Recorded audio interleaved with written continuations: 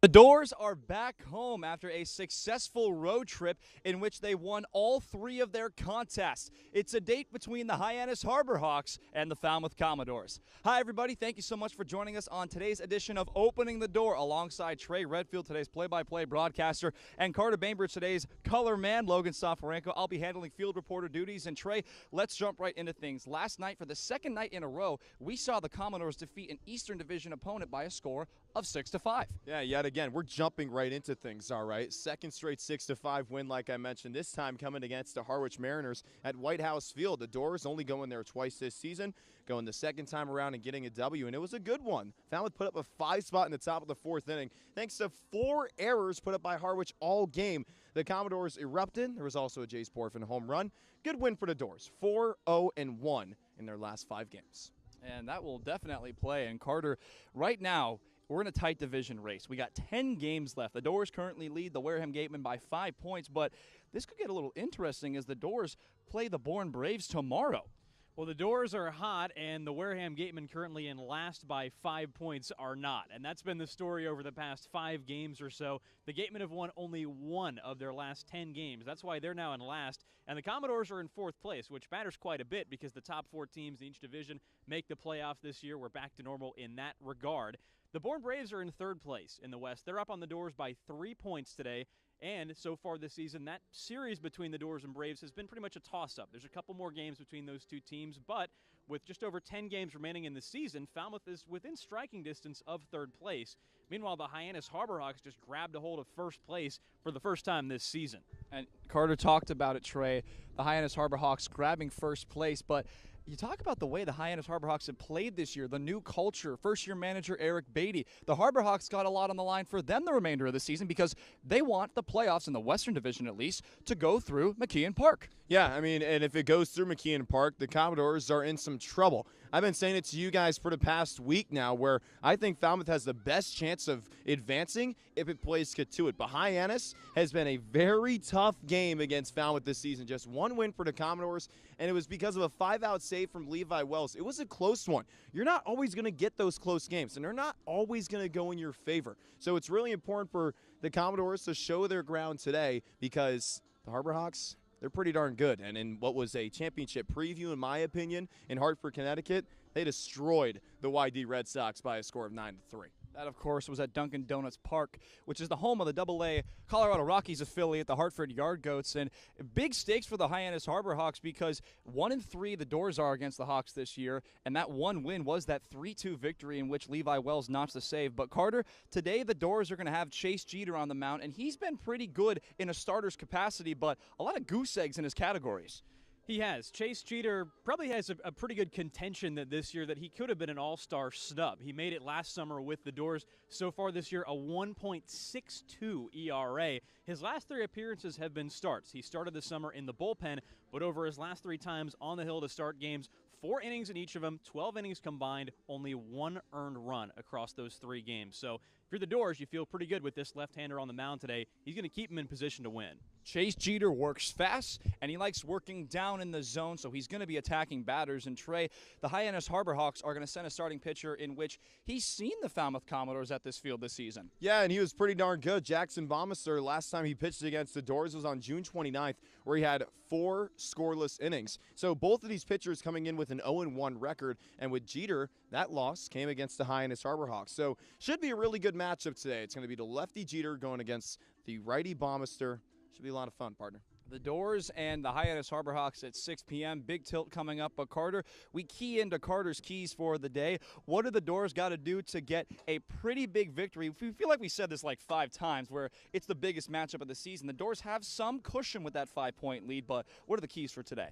Well, for the Dores, it's to play loose and limit the damage on the base paths. Last night, the Dores saw the Harwich Mariners make 4 errors, and that was big time in a 1-run game. I mean, there's only so much telling how much those affected Harwich on the defensive end. Jace Borfin's solo home run ended up being the difference. But you look at this Hyannis team, they have the top 2 base stealers in the league, Enrico Nishida and Mitch Jebb. This team can do a lot of things on the base paths. They lead the league in stolen bases by a lot. So for the Dores to shut down this offense, they have to contain the running game for Hyannis. Whoever it is behind the plate, whether it's Daniel Nearai or Josiah Cromwick. Whoever it is for the Dores has to be alert, has to be quick with the throws, and ready to go on any given pitch. The Falmouth Commodores struck out 14 times last night. They're looking to go away from that result tonight. We talked to Jace Borfin, just like Carter said. Big bat, he was DHing yesterday. Be on the lookout to see him in the outfield in the coming days. But you can tune into today's broadcast on the Falmouth Commodores YouTube channel to hear Trey Redfield on the play-by-play and Carter Bainbridge on the color. I'll be on the field giving you updates every third inning. But this has been Opening the Door. We'll see you soon.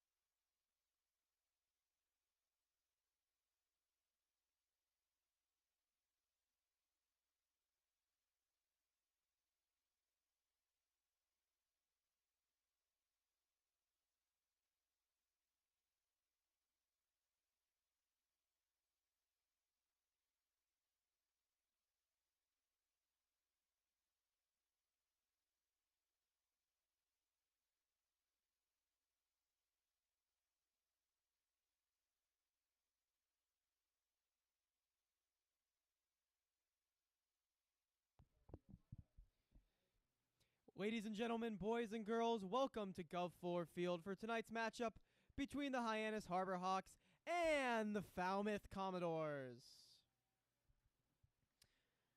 First, the lineup for the visiting Hyannis Harbor Hawks.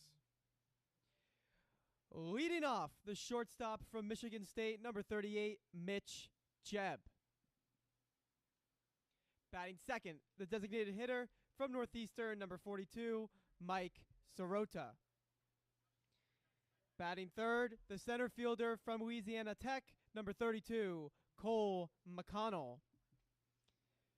Batting fourth, the first baseman from San Diego State, number 17, Pancho Ruiz. Batting fifth, the third baseman from Tennessee, number 19, Christian Moore. Batting sixth, the catcher from Louisiana Tech, number 25, Jorge Corona.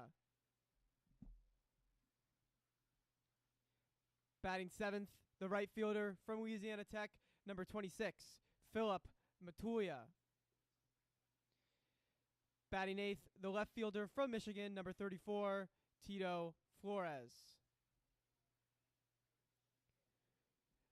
Batting ninth, the second baseman from Oregon, number 3, Riku Nishida.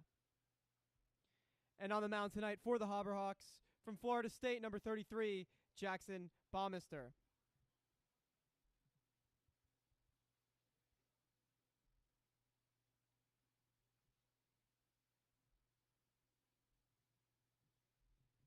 And now the starting lineup for your Falmouth Commodores. Leading off, the shortstop from Duke, number 4, Alex Mooney. Batting second, the designated hitter from Florida, number 3, Colby Halter.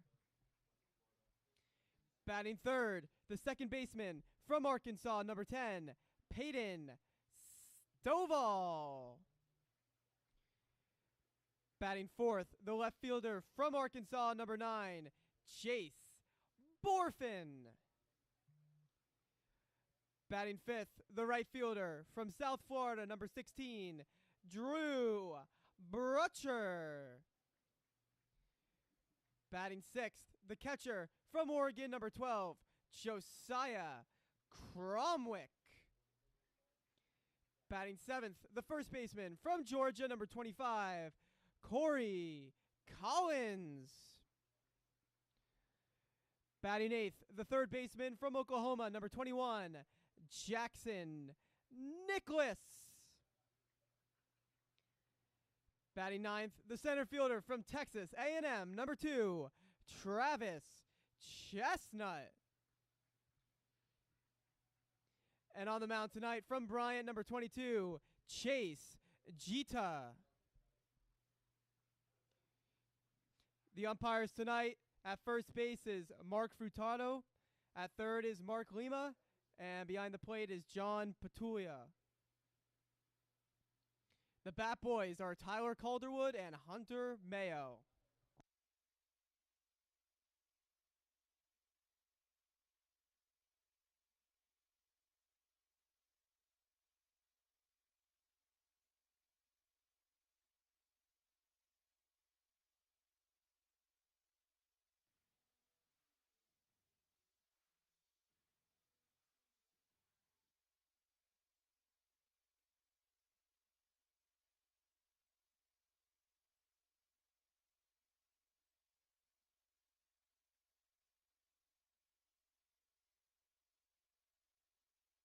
What's going on, Commodore fans? Welcome to the first edition of The Hot Seat, where we interview your favorite Commodore players more than just baseball. That's Chase Jeter, left-handed pitcher out of now Bryant. I'm Trey Redfield. So glad you're with us. And Chase, I got to start with the move from Sacred Heart to Bryant.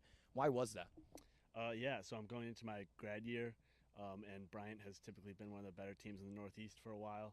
And just wanted to join a really good program, and they have really good graduate programs there as well. I'm going to be doing their one-year MBA, so I'm really excited about the opportunity next year. So this is the second time you've been in the transfer portal. The first time was going from Dartmouth to Sacred Heart. What was different about that, and why did you go through it again? So it was different because the new rules that they passed, players are immediately eligible. So there's just a lot more people in the transfer portal and a lot more people looking to transfer. So it's definitely a little bit tougher now getting your name out with so many other people out there, but that's probably the biggest difference, I would say. What's your favorite baseball memory? Favorite baseball memory is probably last summer here. That was a big highlight of my career. Just spending the summer with the guys here was one of the most fun seasons I've ever had, and I'm really excited to be back for my second summer. You took some words out of my mouth there. Last year you were here in 2021. What's different about this year? Not that much, actually. I feel like we have a really good group of guys again. We've got a lot of really talented players again, and even some good returning players that I was excited to see again. So yeah, a lot of similarities. The rest is history.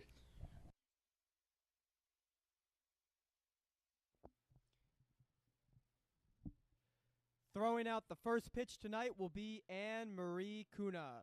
Anne-Marie is the former vice president of socials for the Falmouth Newcomer Club and now holds the position of executive vice president. The Newcomer Club is open to candidates who have lived in Falmouth 5 years or less or have had a life-changing event within the last 5 years. The purpose of Newcomers is to create opportunities for eligible Falmouth residents to foster friendship through programs, social events, and activities of mutual interest, and to increase their knowledge of the community.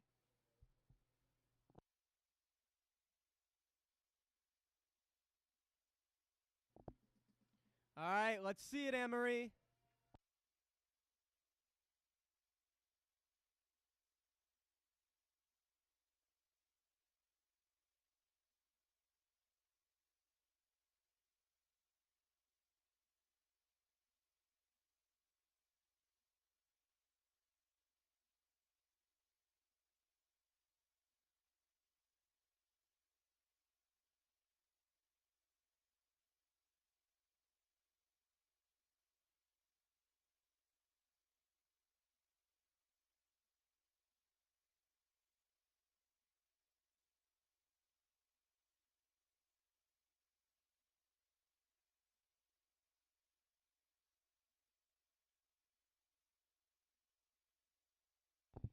The Newcomers Club would also like to present the Falmouth Commodores with a check. The Commodores thank the Falmouth Newcomers Club.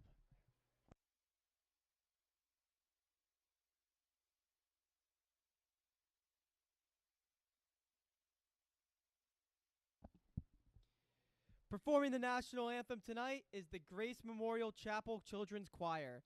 The members of this choir come from all over the country to visit the Minot community in East Falmouth each summer. Members of this community have served as Commodores volunteers, as well as hosted interns and players over the years.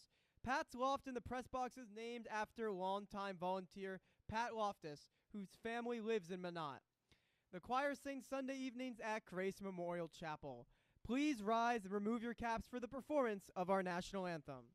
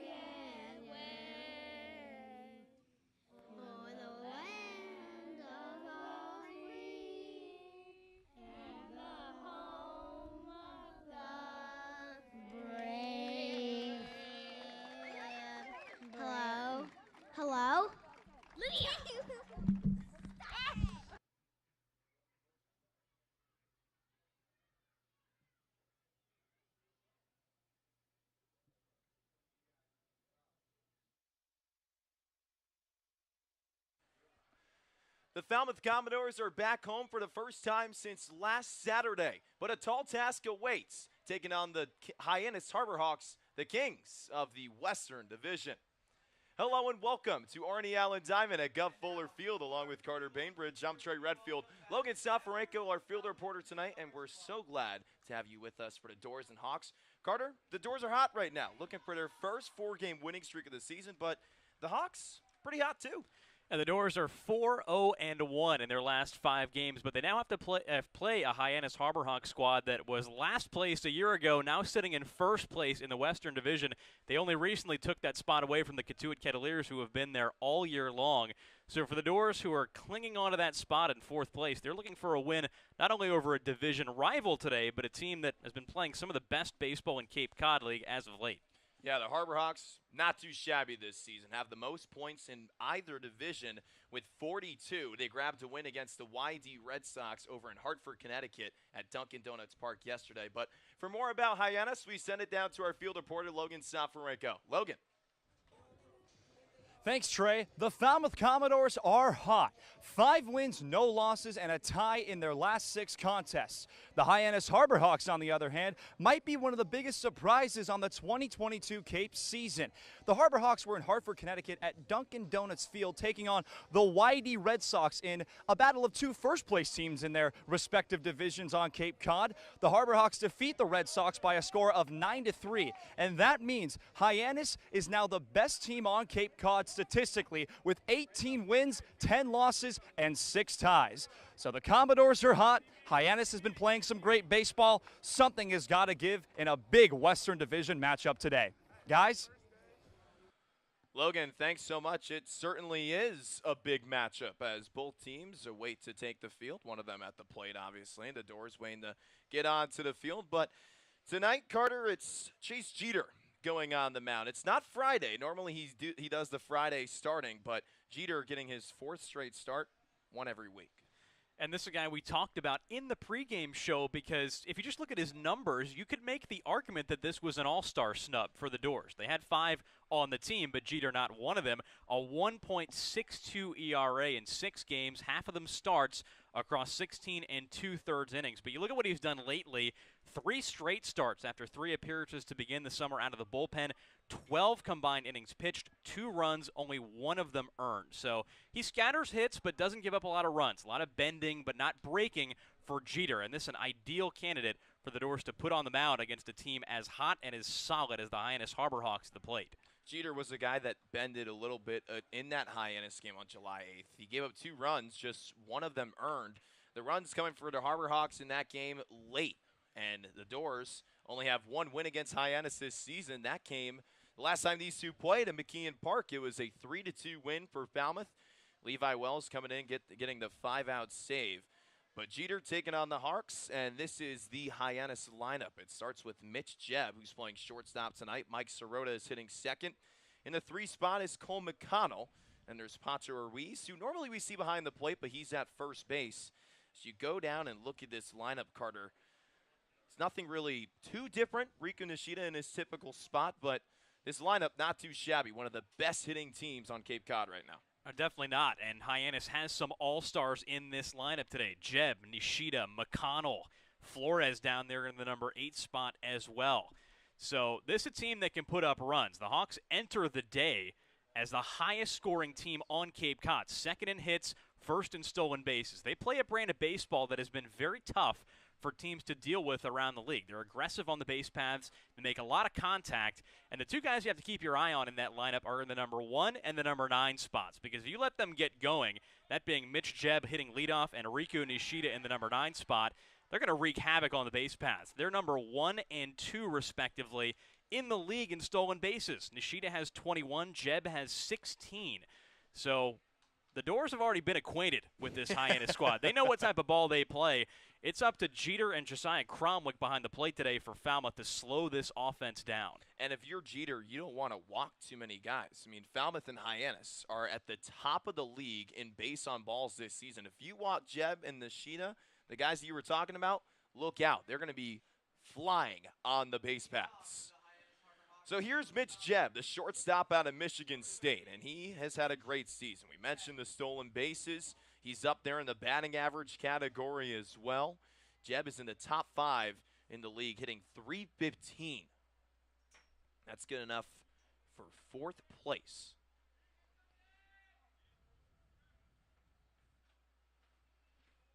First pitch from Jeter is a chopper to the right side. Stovall with it at second base. The throw to first in time, but not by much for the first out. So 1 pitch, 1 gone. First pitch coming at 6:02 with mostly cloudy skies and 78 degrees. Hitter from Northeastern, number 42, Mike Sirota. Well, if you do it that easy, Carter, then that'll play. That's Jeter's brand, though. He pitches to contact. He's not going to overwhelm you with velocity. He's probably going to live up in the high 80s. He's a guy who changes speed well, locates pretty well, and he talked about the walks right before Jeb came up. Jeter's only walked 4 in now 17 innings on the summer. He's a control pitcher. First pitch to Mike Sirota, misses just a bit outside for ball 1.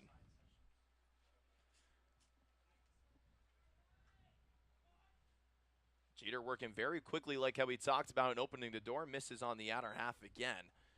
But Sirota is a guy, Carter, that he can really take control of you. I mean, he's been a Commodore killer this season, did so with Brewster, and has been getting really hot with the Harbor Hawks, too. And Sirota, another one of these players that Hyannis has just taken off the scrap heap when no one else wanted them. Jeb started the summer with Katuitt. Sirota started it with Brewster, and now they're hitting 1-2 for these Hawks. There's a fly ball out to left field. Not having to move much is Jace Borfin, and he makes the grab for the second out.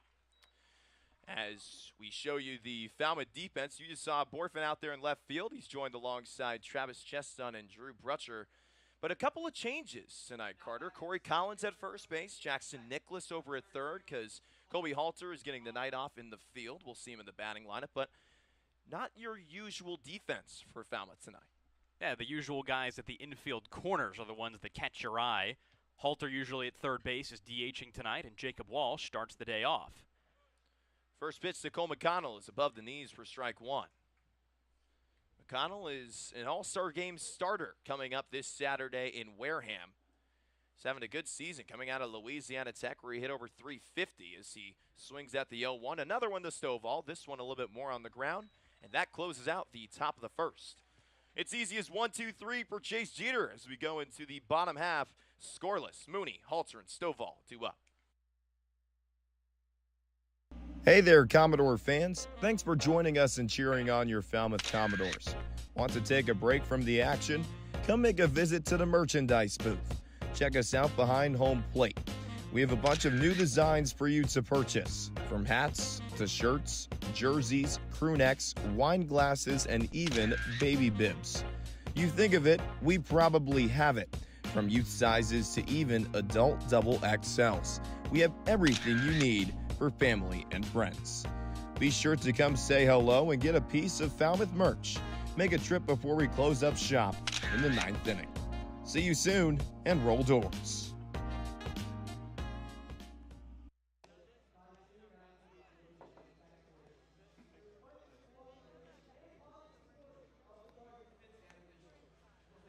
Welcome back to Gov Fuller Field. No score between the Harbor Hawks and Commodores going into the bottom of the first inning, and that is who Falmouth will face tonight.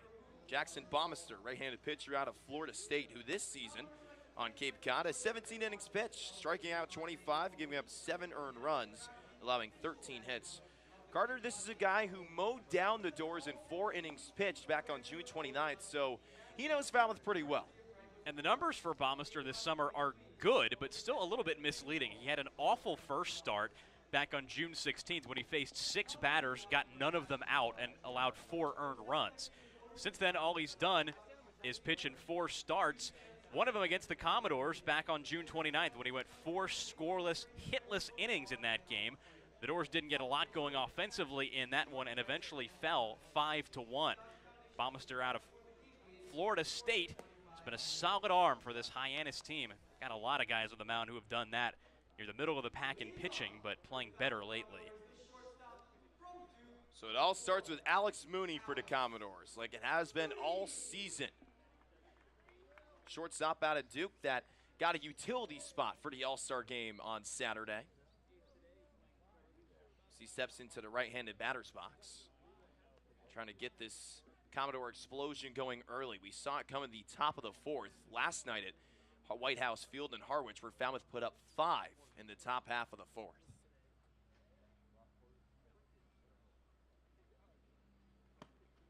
Mooney swings and misses at the first pitch. That's something we've been seeing recently from Alex, a guy who loves going after that first pitch. Earlier in the year, Carter, we saw him wait, try and work some counts, but recently not the case.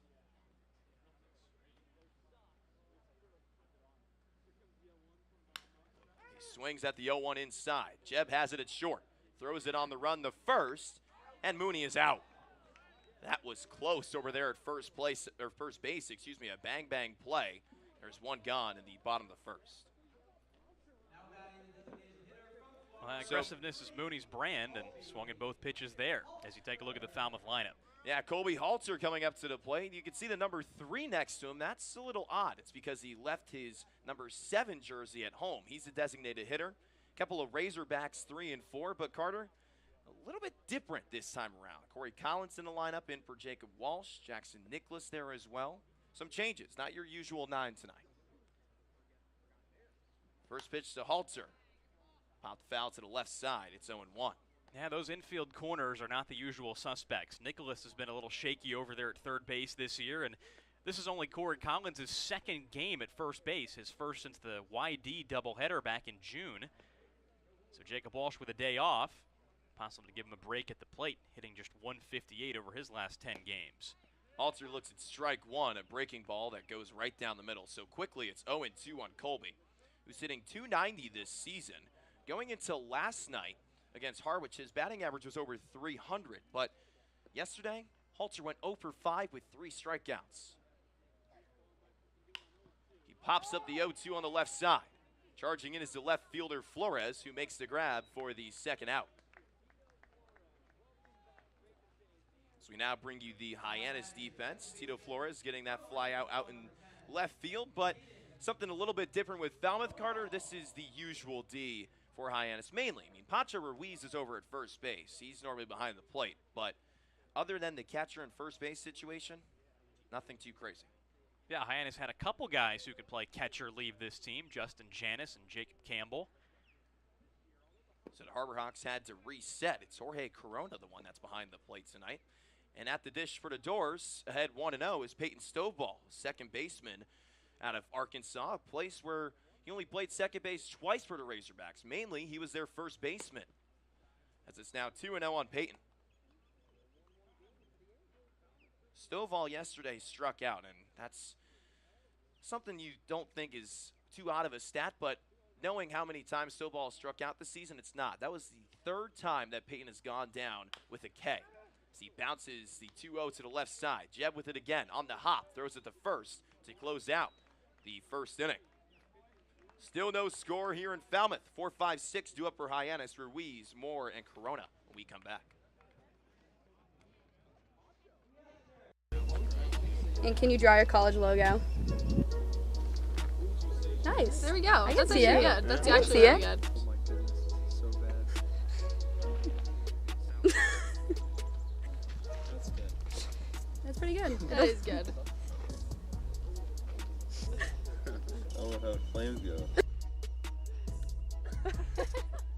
But I can try to give you a frog. Looks more like a pig than a frog. That's no frog. That's wrong. bad. That's oh more my like God. that's bad. I know it's got like a weird. This. Wow. Okay. Yeah. No. I can't draw the basic one. You know. Okay. Do not judge me, please. Very stressed. Okay. Ready? Yep. Yeah. We gotta erase Puddles right there. There's puddle. That looks like a turkey. That's actually really good. That's really good.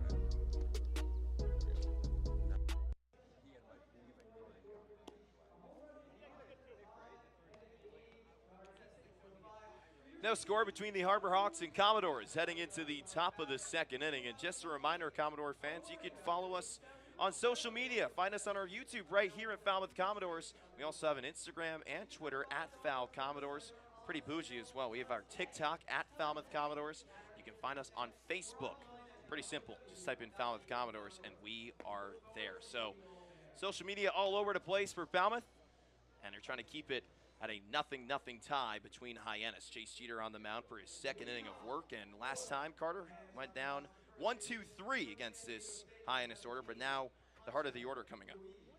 And a very impressive 1-2-3 in the first with 2 ground balls against 3 very, very good hitters. Jeb, an all-star, McConnell, the leading RBI man for this team, and Mike Sirota, one of the hottest hitters in the entire Cape League. First pitch to Pancho Ruiz. He goes after it. Mooney with it at shortstop.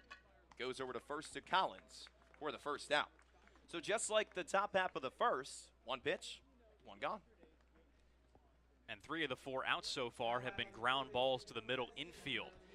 I think it was Greg Maddox who said that when he was on his best as a control pitcher, when he was really locating, most of his outs would be made either at second base or shortstop. So when you see a guy like Jeter, who's a control pitcher, getting ground balls, ideally you want them there. Exactly. Jeter is 8 pitches in, and he already has 4 outs as his first pitch to Christian Moore misses outside for ball 1. Moore is the third baseman tonight. Last time we saw the Harbor Hawks, he was in left field. Comes out of Tennessee, where he hit .305 this season in 51 games played. Making a great impact with the Volunteers this season. He kept them alive in the Knoxville Regional a couple of times, having a 2-run RBI single in the 9th against Georgia Tech. Also started the scoring in a 4-run 9th inning against Campbell. There's a big reason why Tennessee made it to the Knoxville Super Regional, where it fell in 3 games to Notre Dame. The 1-1 misses low as Moore is back ahead, now 2-1. Now Jeter got a called strike on the first strike of this at bat out of that outside corner. If John Petula's given him that, it's going to be a tough day for Hyannis because that's where Jeter lives. Moore goes after the 2-1, ripped out to right center field, and it gets down for a base hit. Moore is rounding first as the ball goes all the way to the wall, and he puts the brakes at second base. A stand-up double for Christian Moore opens up the hitting. Good piece of contact there from the third baseman, and he puts Hyannis in business. And you saw plenty of this from Moore during his time at Tennessee. 29 starts, had an OPS over 1,000. This guy can hit, entering the evening with just 164 with Hyannis on the summer, but there was a lot he could do with that pitch. It was outside for Jeter, which is where he wants, but it was elevated. That's your problem. Once Moore saw that, he just flipped it the other way and got natural power in that swing to put it in the gap. First pitch to Jorge Corona misses outside for ball 1. This is a new face. We have not seen Corona behind the plate this season. In every single game, it's been Pancho Ruiz. Corona this season hitting .158. He's 3 for 19 on the year with a couple of RBIs as Jeter has worked the count even at 1. There are a couple pretty good LA Tech Bulldogs on this Hyannis team. Jonathan Fincher during his time here. Cole McConnell especially, the other one that comes to mind, and now Corona at the plate. Swings and misses at the 1-1. Jeter's ahead. Corona this season with Louisiana Tech earned second team All-Conference USA and Austin NCAA Regional All-Tournament team honors, serving as the Bulldogs' primary catcher in his sophomore season. Hit .280 this year down in Ruston, Louisiana. Jeter still looking for his first strikeout on the afternoon. And it's Corona at the plate, looking to get Hyannis on the board as time is called. Well, if he throws him another changeup like he did on that 1-1 down low and away in that spot with that movement, I think Corona's going to be making a quick walk back to the dugout. It was low as the grounders to the left side to Nicholas. So it's at the first, and Collins with a nice scoop over there at first base to grab the second out. Moore stays over at second, and it's up to Phil Matulia to bring him in. Another Louisiana Tech Bulldog. Now that you mention it, the one guy we didn't name in that last at bat was standing on deck. I mean, you see that sometimes around the league. Coaches have those quote-unquote pipelines with certain programs. They have good relationships down in the state with the program. And these college coaches point them to the guys who they know can play. Hyannis, Louisiana Tech. Harwich has a good Old Dominion connection. Falmouth has had a good Alabama connection. As the first pitch to Matulia is cut on and missed for strike one. Jeter going with the high cheese. It seems like about half of Orleans' roster is from California. Yes. The fact that our field reporter Logan Soforenko was pretty excited about when we played him. Logan's a Thousand Oaks guy. Matulia this season's hitting 169 with a couple of home runs and 8 RBIs. The 0-1. Slider into third. Cromwell keeps it in front of him. So the count is even on Matulia. Cromwell back behind the plate after Danny Neary got a couple of starts at catcher. And a couple of 6-5 wins for Falmouth. One coming at Orleans, another coming at Harwich last night. Jeter peeks back at second and deals. On the outer half for strike two. That was tailing outside, but Cromwell having a pretty good frame job there to save Jeter. Again, these outside corners are where Jeter's going to want to live. And if he's getting a couple inches extra on those corners, all the more reason to keep going out there. If you run some deep counts, so be it. The more off balance you can keep these hitters, the more quickly you're going to work through innings, I should say. Swing and a miss, strike three.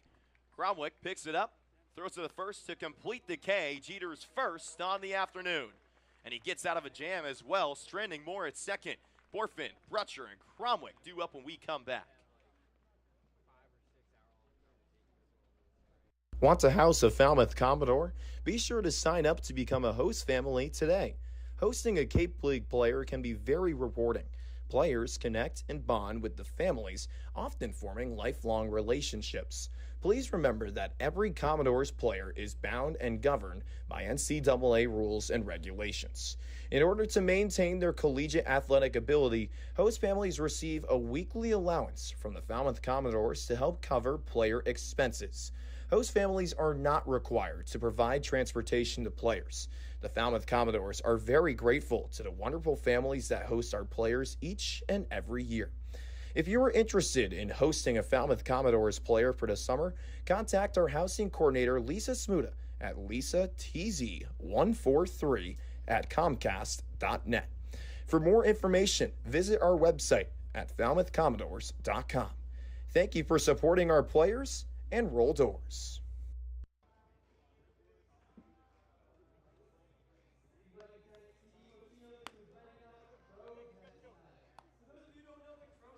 Welcome back to Gov Fuller Field. Still no score between Hyannis and Falmouth as we head into the bottom of the second inning. Jackson Baumeister on for his second inning of work. Carter, just like what Jeter did in the top half, Baumeister went 1-2-3 in the bottom half, but he's facing Jace Borfin to lead off in the second, a guy who went yard last night in Hyannis. He's facing two pretty hot hitters to lead off this inning. Borfin did have the good game yesterday in his return to the lineup, his second game back from what he told us was a knee injury that was bothering him a little bit for a while earlier this month.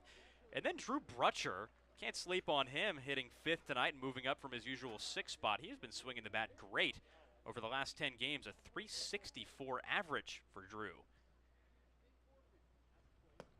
Borfin looks at ball one to start off his first plate appearance. Yesterday, Jace went 1 for 2 with a couple of walks. That solo home run coming in the top of the second broke the scoreless stalemate against the Harwich Mariners last night. Now 2-0 on Jace, who's in left field. Yesterday, he was the designated hitter, but he's starting to progress through that knee injury that you were talking about. Yesterday being the DH, now finding himself in the outfield grass tonight. It's now 3-0 on Borfin. This season, he is 4 for 17 in 5 games played. Also has 3 RBIs this season. 4 pitches. Easy as that. Jace Borfin has himself a leadoff walk. He just looks under control at the plate, and he commented on that in the post game yesterday when we spoke to him. We asked him, what does it feel like to be that locked into the plate where not only do you jack a home run, but you draw a couple walks as well? And he demurred on it and said, well, it's just about seeing good pitches and swinging at the ones that are in the zone and whatnot, but you got to have a good eye. This guy plays for Arkansas. He's a talented hitter. Drew Brutcher has been showing off his talented hitting recently as well, pumping his batting average up past 250, where at a point earlier in the season he was under 200. starts ahead 1-0 on Baumeister. Borfin leading off first base.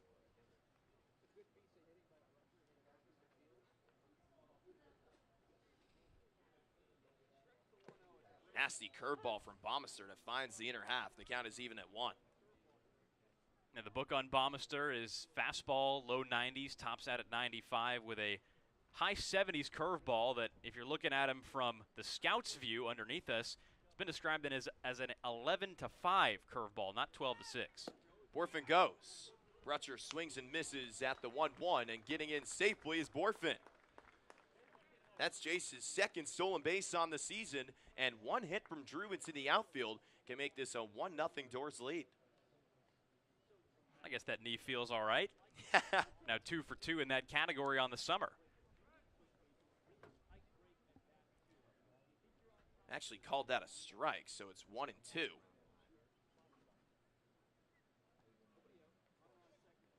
Baumeister comes set, looks back at Borfin over at second, and deals. Swinging a pop-up. Left center field. This one actually going farther than I expected, and it's going to drop. Getting between McConnell and Flores. Going over to third is Borfin. He was staying at second thinking that ball was going to be caught. And going over to second is Brutcher with a stand-up double. You might be wondering why Borfin wasn't more aggressive on that play, but he actually was smarter about that than he could have been. You know, he waited to see where that ball was going to go. Both of us off the bat thought that was just an easy can of corn out to left center field. I think that ball still could have been caught, either Flores or McConnell in left and center respectively. I don't think they communicated very well on that play and just let it drop further than they thought, but also between them. So now here's Josiah Cromwick, catcher out of Oregon, who hit .266 this season with the Ducks. Looks at ball one outside. We've been seeing Danny Nerai behind the plate for these past 2 games, so Cromwick is the starting catcher tonight. Getting his first start since Katuitt on Sunday, and what was a 9-8 Falmouth win. It's now 1-1 on Josiah. You figure with Jacob Cozart no longer in the mix, the left-handed hitting Nerai is going to play against righties, but Cromwick an exception to that today, hitting right-handed against the righty Baumeister. Kind of that platooning mindset with your catchers, something we see a lot with Alex Cora's Boston Red Sox. It's now 1-2 on Cromwick, getting the outer half. That was a paint job for Baumeister. And you've seen the movement on both his pitches in these last 2 at-bats. He threw a couple really good curveballs to Brutcher, and that fastball's been thrown up in the zone about belt level, has good ride on it today. 1-2 misses outside, the count is even. So Borfin on third, Brutcher on second. Falmouth trying to crack into a scoreless stalemate here at the Gov. It's the first time the Dores are at home since last Saturday in a 4-4 tie against the Gatemen. 2-2 pitch. Swinging a line drive through for a base hit. Borfin comes in to score. Brutcher holds at third. Josiah Cromwick has his 4th RBI of the year. It's 1-0 Dores with no one gone in the second.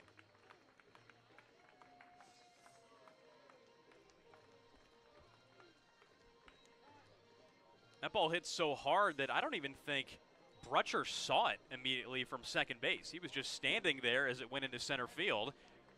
But a better play to stop at third than to be thrown out at home, and the Dores have already done early damage here against Hyannis. They haven't always been able to do that. This is a Hawks team that pitches the ball pretty well, especially at their ballpark. We saw a 3-2 game there the other day that each team had to scrap and fight for runs in. So for the Dores, getting off the launching pad early is a good thing here. And you look up and down this lineup right now, Trey, we know the Dores are 4-0-1 in their last 5 games. They have 5 guys in this lineup today who have hit 300 or better over that span. 3 of them over 400, that being Chestnut, Brutcher, and then Mooney. All of them in the lineup today. As the conference is broken up. We were talking about a little bit of the Hyannis pitching coming into today as well. These are 2 teams that are tied in ERA with 3.58 coming into tonight. So now it's Corey Collins. He had a home run on Sunday against Katuitt. Like I mentioned just a few moments ago, a 9-8 win for Falmouth in what clinched the season series for the Dores over the Cats. Runners at the corners with no one gone. First pitch to Corey's a curveball that finds the inner half, strike one. Collins is at first base today for just the second time this season. He came into Falmouth listed as a catcher, but mainly being a designated hitter at Georgia. But this year he's been in left field, right field, the DH, now at first base for the second time. 0-1 from Baumeister. Swing and a miss, strike two. Collins, one of those guys who's been swinging the bat better lately. You look at the 155 average on the summer, it doesn't tell you the whole story. He, like a lot of these Dores, struggled through the month of June, but lately been swinging the bat better. The season's hitting 155, so like you mentioned, not telling the entire thing. Last 10 games at 250. Exactly. Collins is starting to pick it up. Looks at ball one outside. And he's been hitting better because he's looked at a lot of pitches like that. He's been taking a lot of walks. Collins has 13 on the summer. Most of them have come recently. This is a guy who's a disciplined hitter, and if you're Jeff Trunda, you'll take that. It's just about as good as a hit, right? Isn't that the Moneyball philosophy? Get on base. It's like what I say in Trey's takes. Baumeister trying to avoid putting Collins on base. Runners at the corners, no one gone. Curveball tipped in and out of the glove of the catcher Corona, so we'll do the 1-2 again. And that pitch today for Baumeister has been on. If you're a scout here today, one of the guys with the radar guns below us, you're probably salivating a little bit over that pitch because Baumeister is only a rising sophomore at Florida State, and he has a curveball that not only has vertical movement, but lateral movement as well. What did you say they called it? An 11.5 curveball, not a 12.6? From our view, yes. 1-2 to Collins. Swing and a miss, strike three. Baumeister has his first strikeout on the evening, and Jackson Nicholas comes up with an opportunity to tack on some more RBIs to his name.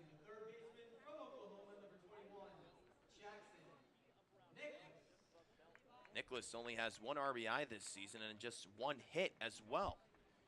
Came against the Brewster Whitecaps in his first ever start for the Dores. This is a spot right here that he can use to break out of the funk that he's been in because Nicholas is 0 for his last 16 at the plate. Now with runners at first and third and only one down, all he needs is a fly ball somewhere in the outfield, and he can double the Falmouth lead.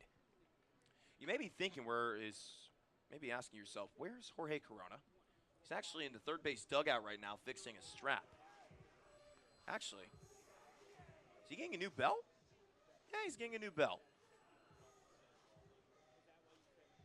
Did you ever pack extra belts just in case? I don't think so. Back when I played baseball, What position were you?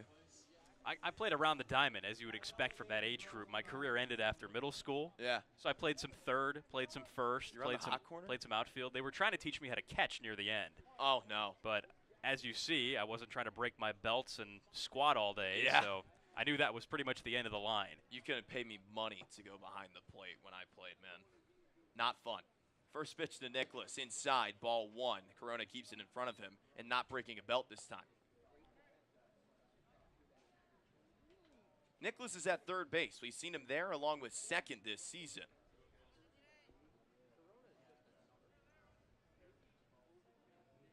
As Baumeister comes set. The 1-0. Swing and a miss. Count even. So Brutcher's over at third base. He got on board with a 1-1 double. Josiah Cromwick's over at first. He got an RBI single. It's the reason why it's a 1-0 ball game here at the Guff. Baumeister just struck out Collins. Let's find out what he can do here with Nicholas. Pop up left side, fouling out of play. Now 1-2. Nicholas has had a long season. It's because he played at Oklahoma this year, where he got swept 2-0 against Ole Miss. Hit 289 in his freshman season, along with 10 home runs and 30 RBIs. Talking about making an impact early. The 1-2. Curveball, another pop-up to the left side. Another one out of play. This one going into the bleachers. And another example of why that pitch has been working for Baumeister today. A lot of break on that. And a good job by Nicholas to fight it away. I mean, when you're struggling the way he has at the plate, you look for signs of progress. And maybe a week ago, he swings over the top of that pitch. An opportunity to extend the Falmouth lead. Pickoff play over at first. Cromwell gets back in safely. I'll tell you what, this wind is howling. American flag over at the right side, pushing towards left center field. I mean, no wonder why that Brutcher, quote-unquote, pop-up got as far as it did. Well, this weather has changed quite a bit since first pitch. Yeah, it has. Cromwell gone first, the 1-2. There's that curveball again, but Baumeister losing a little bit of control as it goes outside. It's now 2-2. We've certainly had hotter games this summer, but I think you'll be hard-pressed to remember one that had more humidity. It is a damp day today, and now the sun's gone behind the clouds. It's more overcast here at the Gov than it was maybe 30 minutes ago. The more breeze, the better. It's just been that type of day. So 2-2 misses low and away. The count is now full. This is something that Nicholas does really well. I know he's been struggling at the plate recently. He's going on a Cape slump. That's something we see usually with a lot of different players, especially when they first show up. But something about Nicholas, I think, is that he has a really, really good eye. And it's just been a bad brag for him so far. Payoff pitch from Baumeister. Too high. Ball 4. Bases loaded. Great at-bat there from Jackson. You took the words right out of my mouth. He had to foul off a couple tough pitches in that at-bat and lay off another one. That high fastball, especially when you're struggling and you want to contribute and you want to swing the bat, is a very tough one to watch go by. But Nicholas had a lot of discipline on that play to lay off that pitch, to load the bases for a guy who has been swinging the bat extremely well as of late. You know, if you're quizzed on the guy who has been hitting the best over the last 5 games and 10, he stands at the plate right now. Travis Chestnut has been drilling the ball lately. He shows bunt with the bases loaded, but pulls it back. Strike 1 on the inner half. Chestnut this year is 8 for 26, and you mentioned how well he's been playing. This is a spot that he's usually in the order. 6 for his last 14 with 7 runs scored over that span during this 5-game unbeaten streak. Sitting in the 9th spot as it's now 1-1 on Travis. So Hyannis has its own last guy speed type of player, and Riku Nishida, Jeff Trundy, and the Dores have one of their own right here at the plate. They're more like each other than people realize. Yes. Just imagine if Chestnut was here at the start of the year. Could you imagine? Now 2-1 on Chestnut, who's in center field tonight. There was a play in the 9th inning. There was a fly ball out at White House Field. Chestnut was moving so fast. He made it look so easy, and the entire time he was backpedaling to make the grab. He wasn't just running back and sitting under a fly ball. He was backpedaling the entire way to propel Falmouth to a 6-5 win late. It's now 3-1. Actually, it's now 2-2. Chestnut and Ryan Eiley can't believe that. Eiley, the first base coach, shouting out some words to John Patula behind the plate. So it's 2-2 on Travis. And the good thing here with Chestnut is that, number 1, he doesn't chase a lot of pitches, and number 2, it's going to be very hard to get him in a double play with his speed down the line. Any ground ball here is going to be a tough out for Hyannis to field. The 2-2. Swing and a miss. Strike 3. Second strikeout of the evening for Baumeister. And there's 2 gone with the bases loaded. Alex Mooney coming up for the second time tonight.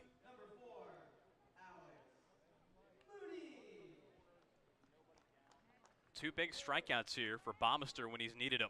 One to Collins and another one to Chestnut. The walk to Nicholas mixed in here.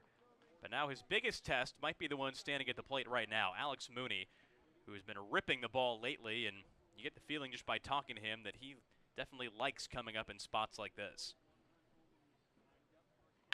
First pitch to Alex. Line drive, left field, down for a base hit. Cromwell holds up at third. Brutcher comes in to score. It's another RBI single for the Dores. This one delivered by Alex Mooney.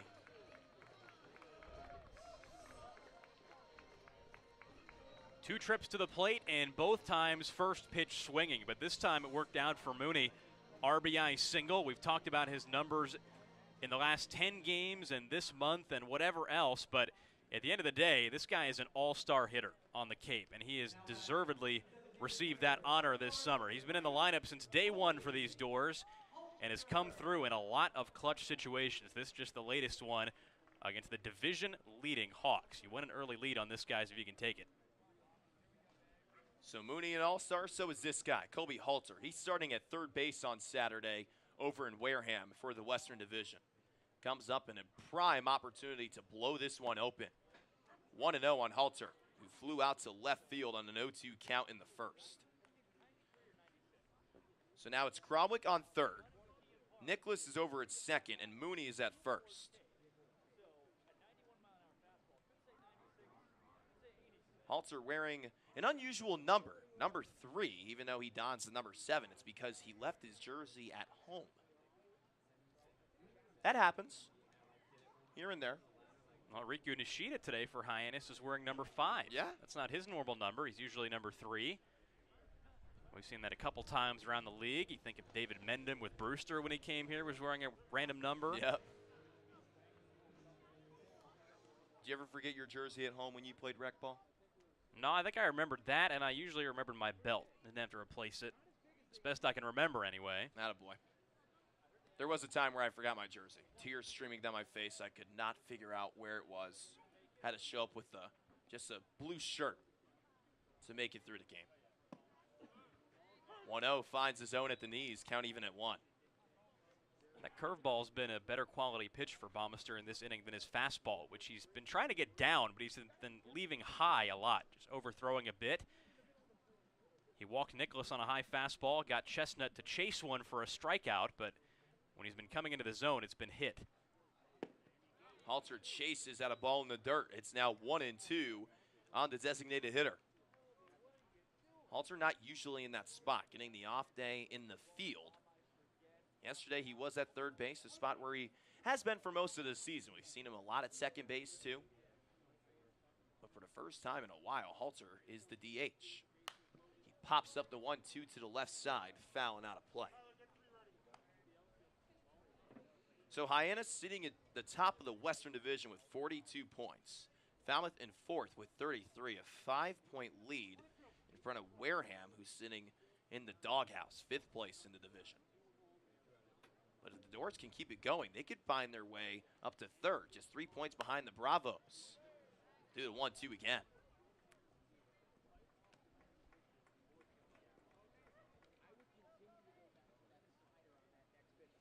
Bases loaded for Falmouth if you're just joining us.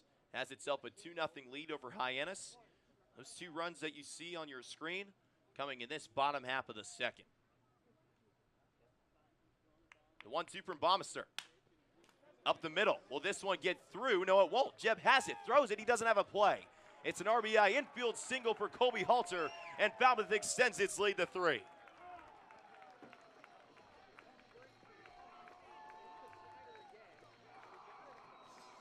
The Dores are beating the Hawks with their own game.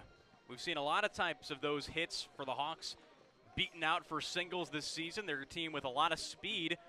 Falmouth not quite on their caliber, but the top 2 hitters in this order, Moody and Halter, have been there pretty much since the quarter way of the season. Yeah. They've been in the lineup in those spots, and there have been a lot of innings like this where they both get involved in a rally.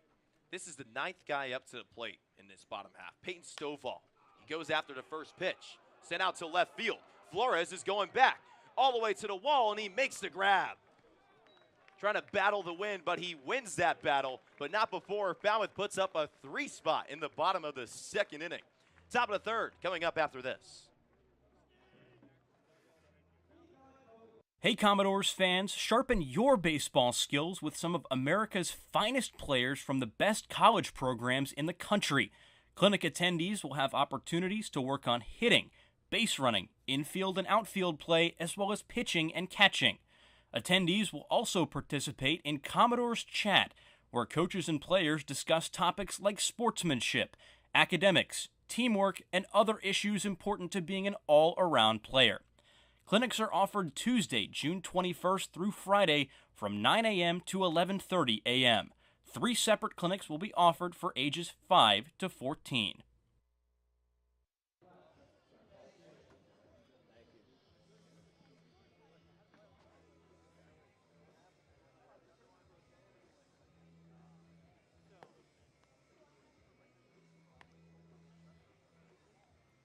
Chase Jeter on the mound for his third inning of work, and this time with run support, leading the Harbor Hawks by a score of 3-0. That's what the Commodores are doing right now. With Carter Bainbridge, along with our field reporter, Logan Soforenko, I'm Trey Redfield. So glad you're with us for a gloomy night at the Gov. It was sunny and really hot, but now the clouds are coming in, Carter. The wind's picking up too. I gotta say, I'm in a much better mood than I was before the game because I wanted to just fall dead with how hot it was a couple of hours ago. We've had a couple hot days in a row, haven't we? We went out to Harwich yesterday, and it was extremely hot out there. It was another warm one today, but the cloud covers come in. Although the one thing that you said that the Dores are going to have to keep their eyes on is the wind. We saw that play some tricks on the Hyannis outfield in the bottom of the second inning. Drew Brutcher hit a double in that inning, and then the fly out by Stovall kept on carrying out there to left center. So you figure if there's balls hit out to that zone of the field, Jace Borfin and Travis Chestnut are going to have to hustle back and communicate well to avoid any botched plays out there in left center. Cito Flores was the one that closed out the second as Peyton Stovall hit a fly out to left field. Flores starts off his first at-bat down 0-1.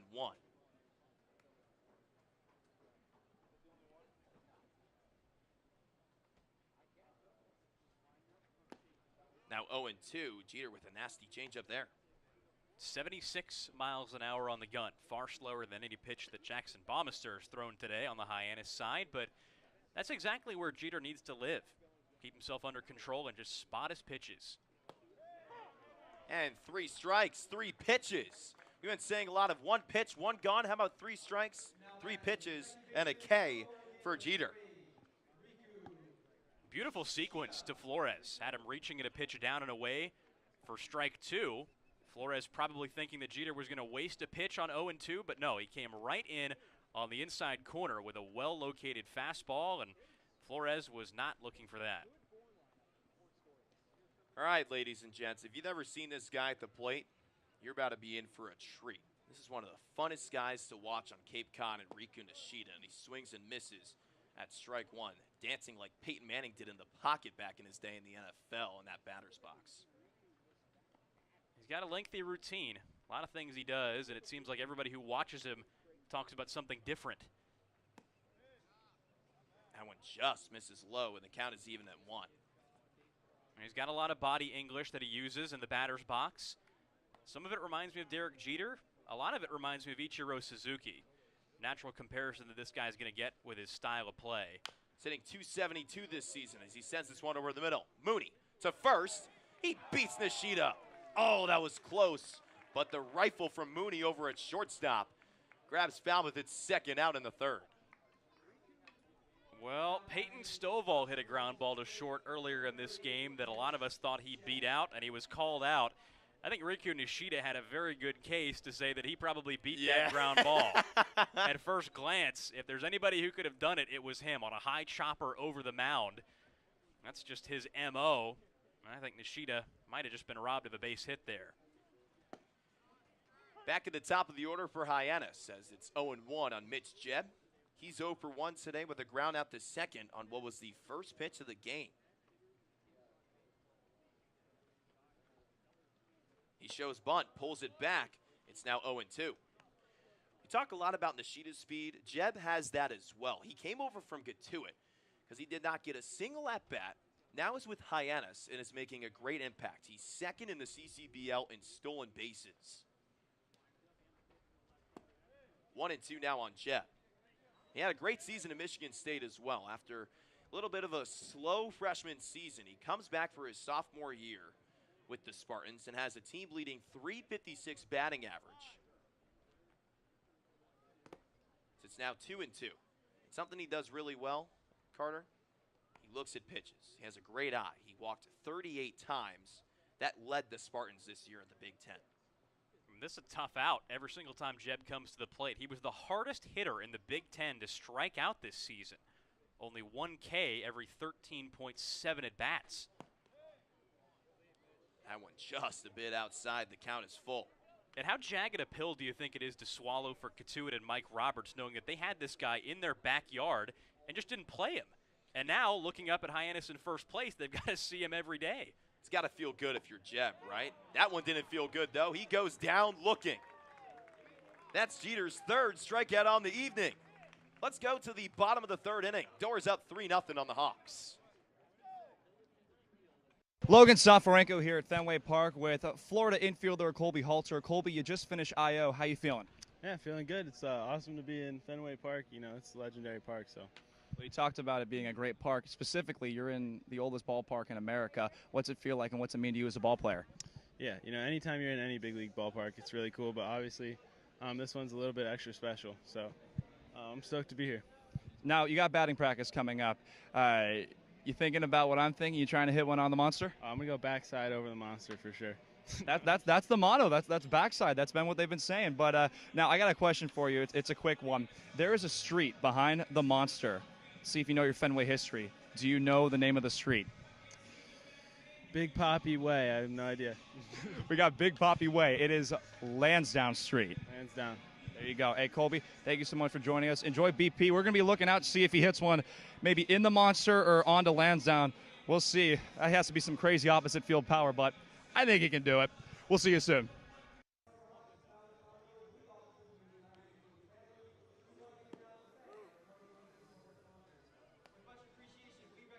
So just like what we saw in the bottom of the second inning, Borfin, Brutcher, and Cromwick do up. It's the same thing here in the bottom of the third, where the Dores are in front of the Harbor Hawks by a score of 3-0.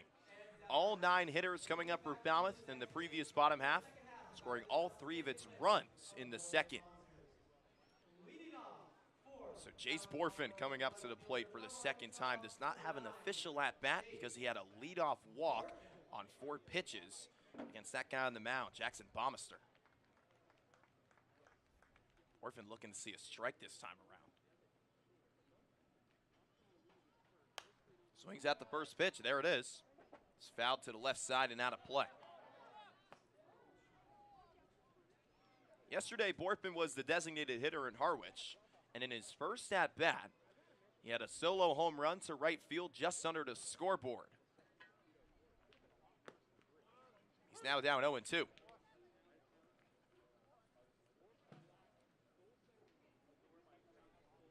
Kind of a rough inning for Baumeister, not in a way that you would think. A couple of RBI infield singles were delivered just in spots that his defense wasn't in. And that's frustrating for a hurler.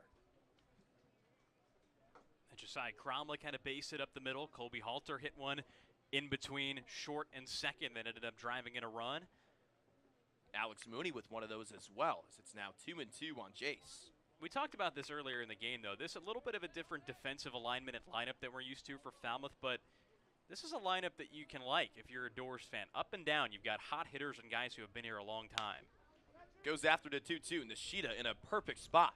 Flings it over to first in time for the first out.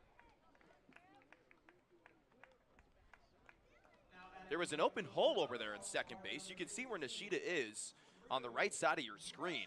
But he had to move just one step at best to field that ground ball. He read that thing like a book. So now here's Drew Brutcher, who had some help with the wind last time up. He got himself a double. It was the second run scored in that second inning.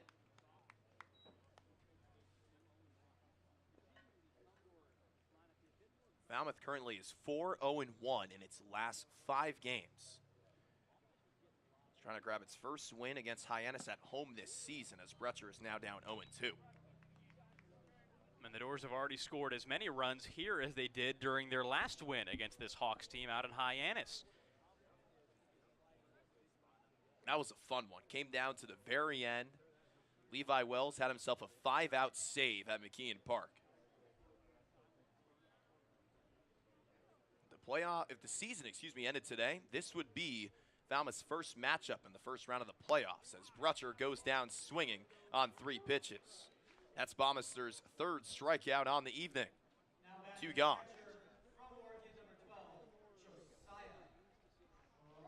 Well, Baumeister diced up Brutcher there in his second trip to the plate, gave him a couple breaking balls down low, and then came upstairs with the fastball, and Brutcher was all out of whack against that sequence. First pitch to Cromwick. There's that 11-5, 12-6 curveball that just drops right into the zone for strike one. Cromwell got it going, though, for the Dores. He had the first RBI single in the second as he fouls the 0-1 off himself. Baumeister's shown the changeup a little here today. That pitch at 82. Change of speeds in on the hands for Cromwell. But that breaking ball today has been mighty impressive. He's thrown one that's a little bit harder, and he's also dipped down in velocity a couple times. So 2 different speeds with that offering. And from behind Baumeister, as you see it on your screen right now, you could say that curveball goes from 1 o'clock to 7. So it's got that drop, and it's got the movement down and into a left-handed hitter, down and away from a right-handed hitter. It's not just a straight vertical 12-6, which you hear a lot of guys have, usually power pitchers. Baumeister's got one with some lateral bite.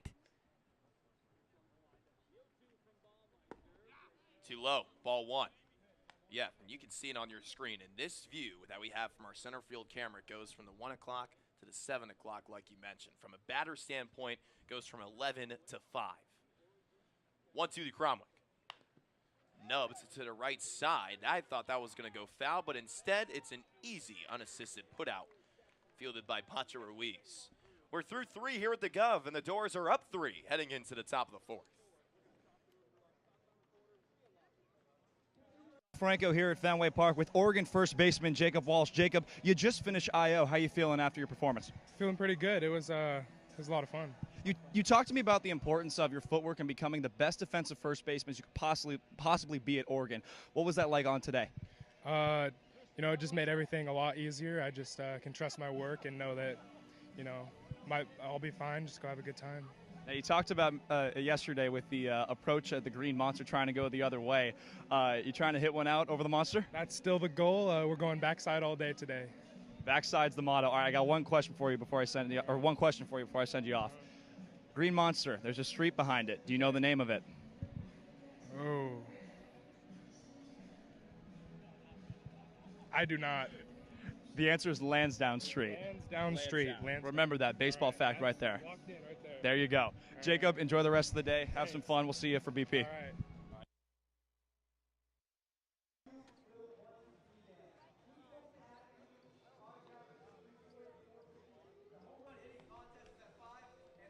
Commodores 3, Harbor Hawks nothing as we head into the top of the 4th inning here at Gov Fuller Field with Carter Bainbridge and our field reporter Logan Soforenko. I'm Trey Redfield. So glad you're with us tonight for the Dores and Hawks. If the season ended today, these two would be facing off in the first round of the CCBL playoffs. Logan will have more on what the playoffs will look like this year, something a little different from last year. Should be a lot of fun to hear what Logan has to say. He always brings good stuff to the table down on the first and third base side. And Jeter's been bringing the stuff today on for his 4th inning of work. Carter, shutout ball. That'll play. 3 innings, 2 strikeouts for Jeter, but the numbers in there that are bigger than just the K's, only 1 hit allowed, no walks, and 5 ground ball outs, which is exactly what he has to do to succeed. Jeter has been spotting his pitches down low and away from right-handed hitters. He's kept everybody for Hyannis off balance today and would have faced the minimum through 3 if not for Christian Moore's double back in the 2nd inning. All things considered, Jeter has been in command so far. This is exactly what the Dores wanted to see from their left-hander. So here's Mike Sirota, who is 0 for 1 today with a fly out to left field. That came on a 2-1 count in the first. First pitch sails right into the zone for strike 1. Jeter going with a changeup at 76 miles an hour. Something Jeter does is work very quickly like you're seeing right now on your screen as the 0-1 is lifted out to left center field. Orphan moving to his right, and he makes the grab, having to adjust his glove a little bit, going back for the first out. That's the win right there being a factor, Carter. It didn't blow around that ball as badly as we saw a couple of them get spun around in the 2nd inning on hits to left. But Borfin still had to adjust on that ball. Like you said, had to kind of reach back as he caught it. Maybe moved just a little bit at the last second more than he expected. But how about an 0 for 2 start for Mike Sirota, a guy who entering the night had begun 13 for 28 in a Harbor Hawk uniform. That is insane of a stat line at the plate, isn't it? It's 0-1 on McConnell. He's playing center field tonight for the Harbor Hawks. He's 0 for 1 with the ground out to second. This ball's lifted towards down the left field line and foul. Bouncing on the berm over there on the left side. It's now 0-2 on McConnell, who's been called the best defender on this team by Eric Beatty, the manager for Hyannis. Also, he said that McConnell is the best center fielder that he has ever coached. The 0-2 from Jeter. Bouncer over to the right side. Collins has it. Holds off Jeter. There's an unassisted put out from Corey. 2 gone in the top of the 4th. Just textbook stuff from Jeter right there against a left-handed hitter. He spotted a pitch down and away from McConnell, who then tried to pull it, and he rounds it to the right side. That's exactly what you have to do if you're a control pitcher. You live like that. Guys are going to hit it off the end of the bats, and that's how you get your ground balls. Pancho Ruiz had himself a ground ball in the second. It was a leadoff ground out to Alex Mooney at short. He starts off his second at-bat looking at strike 1. Ruiz is usually the catcher for Hyannis, but he's over at first base tonight. As he tips in the 0-1 to the glove of Cromwick. It's now 0-2. Ruiz comes out of San Diego State, where he played in 21 games, hitting .300 with 3 home runs and 20 RBIs. Played for Team Mexico in 3 Pan Am games. He resides in Tijuana. Jeter with the 0-2. Foul ball again, but this one not going into the glove of Cromwick, so we'll do it again. I'd be curious to hear what Jeter says after this game if his outing ends as well as it has started, about how he felt during this. I mean, you figure for a guy who lives so much on control, he's probably able to feel the stitches of the seams in his hands right now. He has been totally under control and in command so far. There's a nasty slider from Jeter coming in at just 74 miles an hour. It's fouled to the left side, so Ruiz lives to see for another pitch.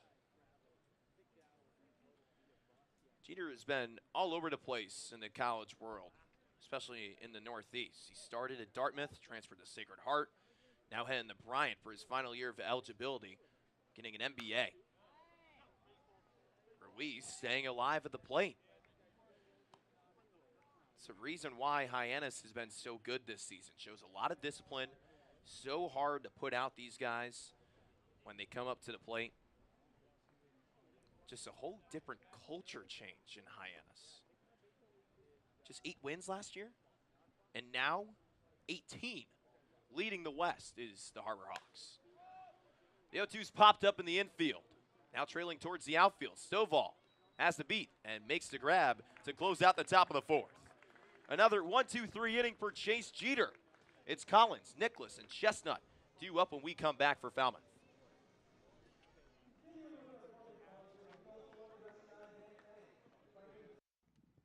My favorites. Proud to be an American. And I'm proud to be an American, where at least I know I'm free. And what's your favorite breakfast food? Oh, my favorite on the West Coast. I don't know if it's a thing back east, but Spam. Wheels or doors? I think wheels, honestly, because you use wheels like more than I feel like you would use doors, because if you're moving things around, more than likely it's on a wheel. Welcome back to Gov Fuller Field, where the Falmouth Commodores lead the Hyannis Harbor Hawks by a score of 3-0 going into the bottom of the 4th inning. After today, there are 9 games left in the regular season out here on Cape Cod, and that means the playoffs are right around the corner. So how do the playoffs work? Last year, the top 2 teams in each division reached the playoffs, with 4 of the 10 teams making it. This year, it's 4 out of the 5 teams in each division making it 8 out of 10 on the season. So that means 8 teams competing for 1 title and 9 straight days of baseball, no off days. Should be a lot of fun. Guys? Well, Logan, if the season ended today, the Falmouth Commodores would be in position to join that 8-team race in the playoffs. Currently, the Dores are in 4th in the Western Division, 5 points ahead of the last place Wareham Gatemen. Carter Bainbridge along with Trey Redfield with you here at Gov Fuller Field as we head on to the bottom of the 4th inning between the Dores and division-leading Hyannis Harbor Hawks. Right now, Falmouth up 3-0 with Collins, Nicholas, and Chestnut. 7, 8, and 9 due up. Collins looks at ball one outside and high from right-hander Jackson Baumeister, who's on for inning number 4. Has had a pair of 1, 2, 3 innings, but all the damage done back in the second. 3 runs on 3 hits, and the Dores left the bases loaded. Collins today 0 for 1. Looks at strike one at the top of the zone. It's 1-1.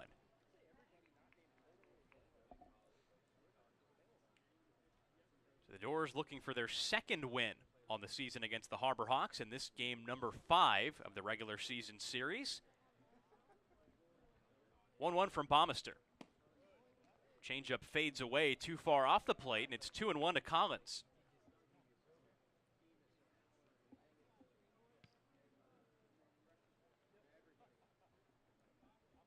Defense playing Collins straight up.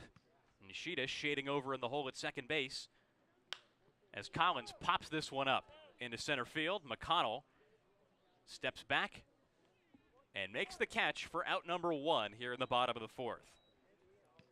Collins just missing that one. You know, that's the spot in the outfield where a guy makes a play. You can tell that Collins is just a little bit ahead, a little bit behind. He was just a millisecond away from the sweet spot, and that's what baseball is like. Game of inches, game of half seconds, not even less, especially when it comes to mechanics at the plate. So here's Jackson Nicholas playing third base and hitting 8th today with 1 out and the bases empty in the 4th. Swings through the first offering from Baumeister. It's 0-1. Nicholas walked his first time up back in the second inning, was later stranded at third base. So despite Nicholas' struggle with the average, he's now walked 7 times on the summer. 0-1 is a swing and a miss. 0-2 quickly the count on Nicholas. You don't see it on your screen now, but I don't understand how catchers are able to stand the way they do with nobody out with Corona there behind the plate. You'll see how he lines up. 0-2 fouled back. And it stays 0-2 on Nicholas. At least I thought it was going to be that way. But in the previous pitch, you saw his leg all the way out. I know you're being taught catcher young in your rec baseball career. Did you ever get to do that? Oh, no. Wasn't nearly flexible enough for that. 0-2 again to Nicholas. Caught the top of the zone for strike 3 called. Nicholas immediately flipped back his head in dismay, but it's strikeout number 4 for Baumeister on the night. Yeah, I was ready to, something I do in my scorebook is I write dots for counts, trying to figure out, you know, how guys went down or what they did in counts and stuff like that. I was ready to write a dot to the left side for a ball, and then I peek up and I hear strike 3 called by John Petula. That surprised me. Travis Chestnut now at the plate. Looks at ball 1 down low. It's 1-0 with the bases empty here in the 4th inning. The Dores trying to avoid another 1-2-3 inning. They've already done that twice today. First 2 have been retired here in the 4th. Breaking ball spun in for a strike. 1-1 the count, 73 on the radar gun from Baumeister. So not only is it going up and coming down, it's coming extremely slow. Low 70s is where that curveball has been today from Baumeister. 1-1 pitch to Chestnut. Popped up right side, foul ground. Ruiz and Corona giving it a look, and it plunks off the top of the Falmouth dugout. Chestnut stays alive.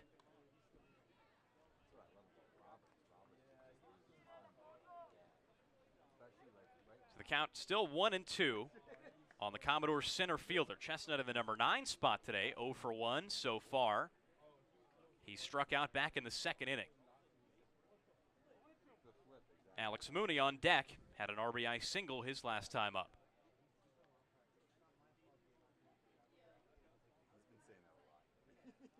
Baumeister's 1-2 delivery. Chestnut swings and misses, and that ends the 4th inning.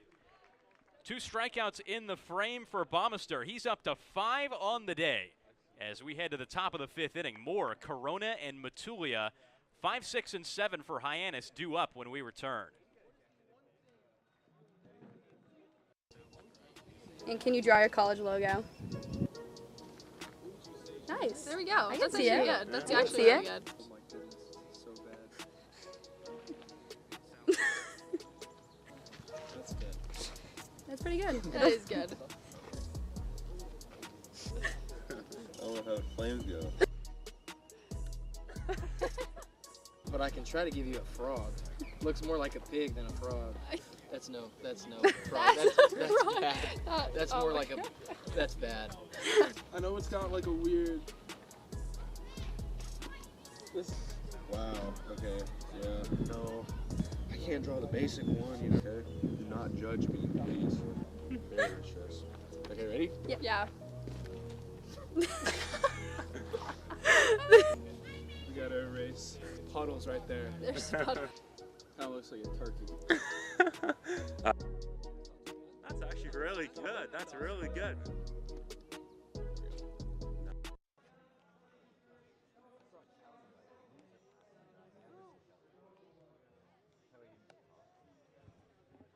We're on to the top of the 5th inning here at Gov Fuller Field between the Falmouth Commodores and Hyannis Harbor Hawks.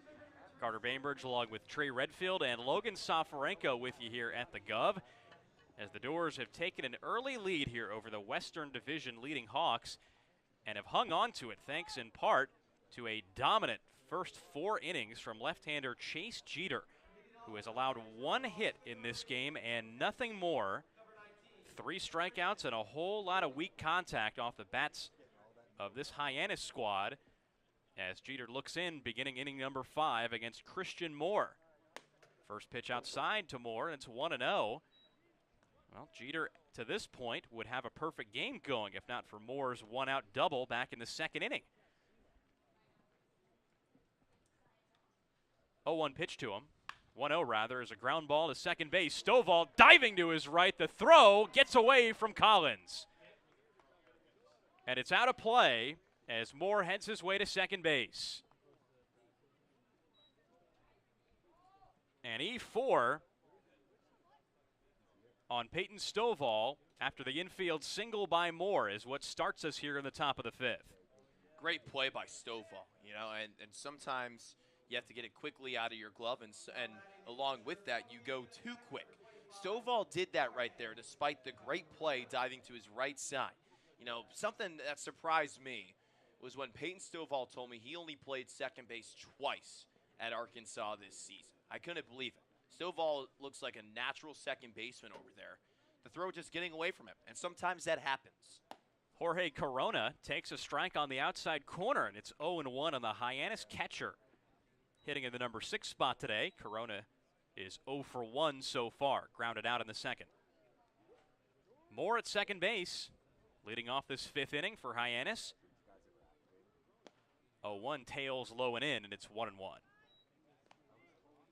So that's just the 2nd hit allowed in this game for Jeter. First error on the board for the Dores, but hard to blame Stovall for that one. He nearly made a platinum glove play over there at second base. Jeter with a 3-run lead to work with here in the 5th. 1-1, hacked foul to the right side, and it's 1-2.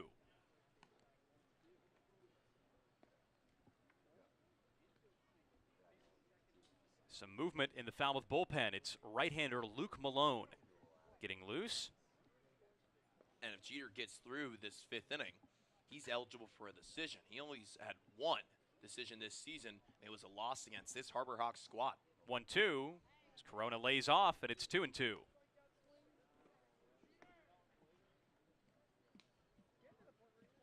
Well, Jeter has gone 4 innings in each of his last 3 starts, so if he gets at least 1 out here in the 5th, it'll mark a season long in innings pitched in any given game. 2-2 to Corona's, chopped to third. Nicholas bobbles it, picks it up, and the throw still in time. Ooh, Jackson Nicholas didn't make things easy over there at the hot corner, but recovered and stayed with it for out number 1. No advance by Moore. Yeah, Nicholas is going so quick that he was bobbling the ball. It's just like what Stovall was doing with his throw, but luckily enough for Nicholas, he's no stranger to the hot corner. He played there in Oklahoma, did a little bit of second base as well for the Sooners. Nicholas has an arm over there, and he showed it. Here's Philip Matulia with more at second base and 1 out here in the 5th inning. Jeter's first delivery is ripped in the air to right center field. Chestnut, a step to his left, makes the catch. Long throw to third is backed up by Nicholas. It bounces away and heads over by the Hyannis dugout out of play. Moore comes in to score, and it's 3-1. Some sloppy defense for the Dores here in the 5th inning has spelled the first run of the day for the Hawks, as Moore scores on the flyout and E8 on Travis Chestnut. Yeah, that's something you don't want to see. You look back in your scorebook and you see Moore getting the second on an E6 and Moore coming home on an E8. That just can't happen if you're the Commodores. You know, Jeter has given up an unearned run to this Harbor Hawks team, and it ended up giving him a loss. So that's got to sting if you're Chase. First pitch to Tito Flores, catches the top of the zone, and it's 0-1. Well, the Dores entered the day with the last-ranked defense in the Cape Cod League, 51 errors on the summer, a spot they've occupied all season long. 0-1, grounded to third base, another chance for Nicholas, and it skips away from Collins again. Flores on his way to second base as Collins goes over to dig it out from the Falmouth bullpen. E5 on Nicholas. And Flores not even getting credit for the infield single there. He's going to come all the way from the plate to second base on another error. It's like what we saw against Harwich. Something Falmouth did in the top of the 4th inning was that it took advantage, putting up a 5 spot when Harwich was throwing the ball all over the place. That's what Falmouth is doing right now. You cannot make mistakes against a team that can run all over you. This is someone that's been running all over Cape Cod this season in Riku Nishida. You do not want to get him aboard. He was legit a half step away from getting on base in his first at-bat in the 3rd. First pitch to Nishida is a called strike on the inside corner. Breaking ball from Jeter, and it's 0-1. The Dores with 3 errors in this inning alone. They have been throwing the ball all over the diamond like it has a lit fuse in this frame. 0-1 bunted by Nishida, foul left side as Cromwell picks it up. Good job by Cromwell getting there immediately. You know, not picking the glove up with the forehand, but instead going with the backhand. Just getting it away from that baseline as quick as you possibly can against the best bunter on Cape Cod. And he just brings so much joy to the game. You know, as frustrating as it can be for a pitcher, you can do nothing but laugh when Nishida's at the plate because he just brings something to it. And here he goes. With 2 strikes, this is what he does. He squats, he puts the bat in front of the plate, he also cleans off home plate. He's just a joy, Carter. 0-2. Softly lined to short, and that ends the inning. So the Dores make a couple errors in the 5th inning, and a run does score. Mixing a hit for Hyannis, and it's 3-1 as we head to the bottom of the 5th. Mooney, Halter, and Stovall, the top of the Falmouth order, coming up to bat when we return. Hey Commodores fans, sharpen your baseball skills with some of America's finest players from the best college programs in the country. Clinic attendees will have opportunities to work on hitting, base running, infield and outfield play, as well as pitching and catching. Attendees will also participate in Commodores Chat, where coaches and players discuss topics like sportsmanship, academics, teamwork, and other issues important to being an all-around player. Clinics are offered Tuesday, June 21st through Friday from 9 a.m. to 11:30 a.m. 3 separate clinics will be offered for ages 5 to 14.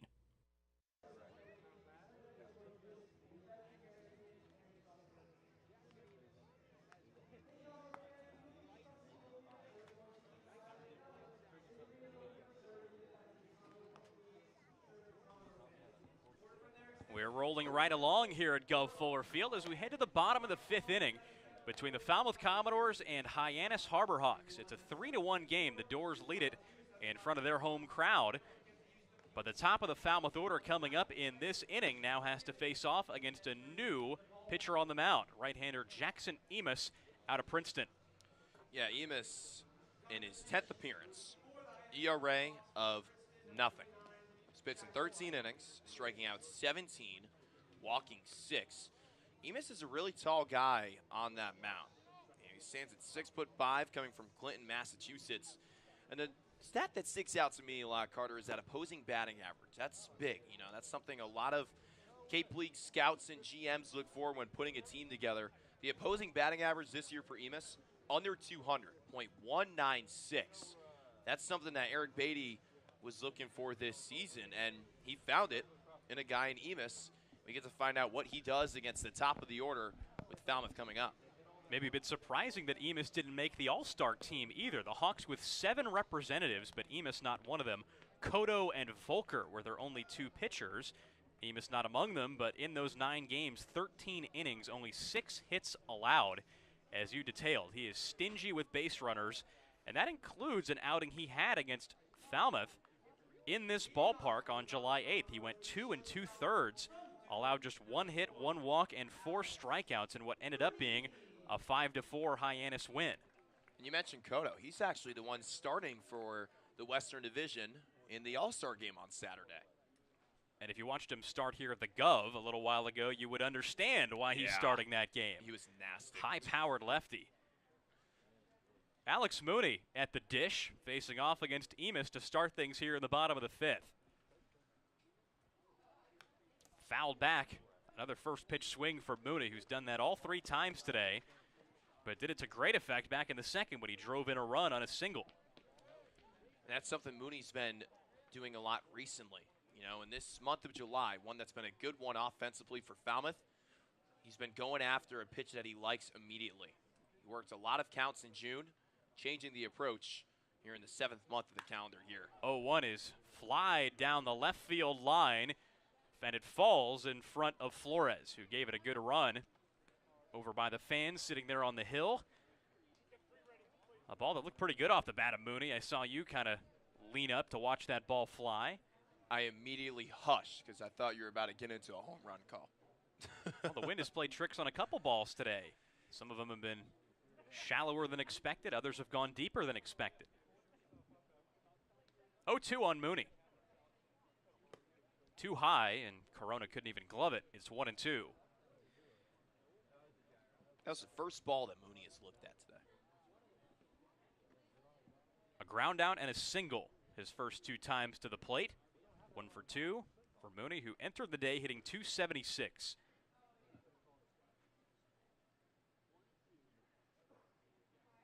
Emis peering in that half-squatted stance as Mooney now calls time. Yeah, Emis was taking a little bit. We've seen a little bit of that from Chase Jeter as well, trying to figure out his sign from Cromwick.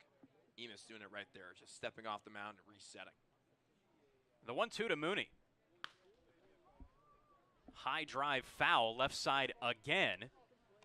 And Mooney just trying to straighten this thing out to start things here in the 5th.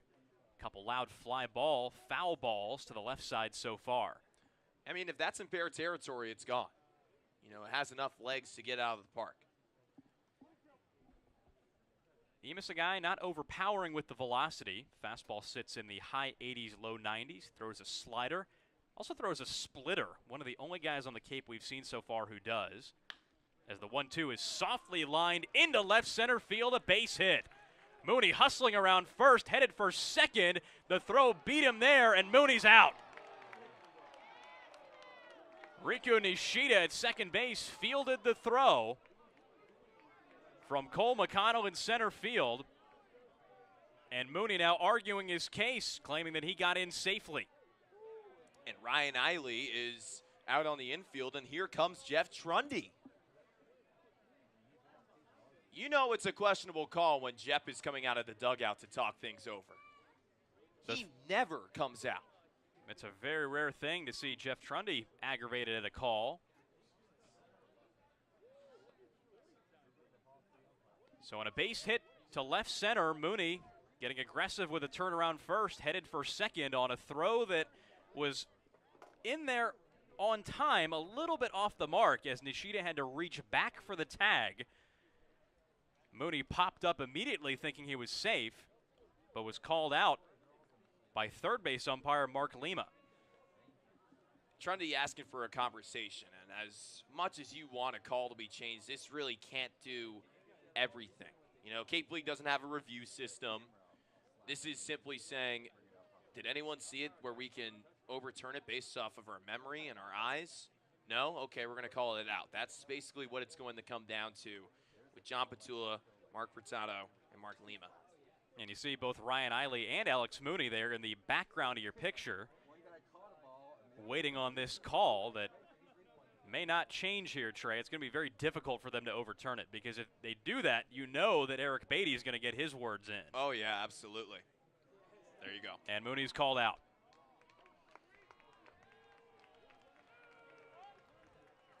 So a leadoff single goes for naught here in the 5th inning, as Mooney is gunned down, headed for second base. And here's Colby Halter. Now with the bases empty, only one away. Done a lot of field reporting this year on TV. We've all seen it, and something that I get to do on a close call like that. There's always a photographer for the Dores, Joe Kavanaugh, and he always shows me is the outer safe. And there have been times where he's proven his case where the runner was actually safe. I'd love to see if Joe got a shot of that sliding play in second. First pitch to Halter's down low for ball 1. Unfortunately, like you said, there's no replay system here. Only when you get up in the upper levels of the majors can you do that to umpires, but rarely do they go back on a call like that on such a bang-bang play. 1-0 to Halter, who shows bunt, and it goes low for ball 2. And that got the hand of John Petula. Hopefully he's all right. I think that got his index finger. Shaking it off, coming out of his usual spot to give himself time. Normally you see an umpire come out to give a catcher time when he gets hit hard off of a foul tip. But Petula trying to shake off a small injury of his own.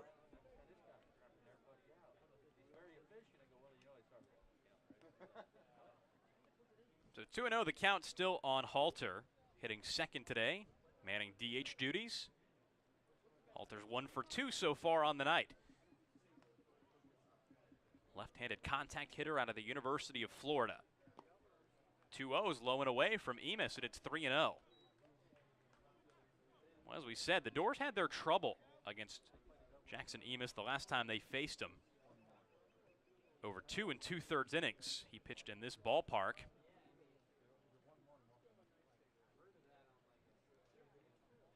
.3-0 to Halter. On the outer half, strike called, and it's 3-1.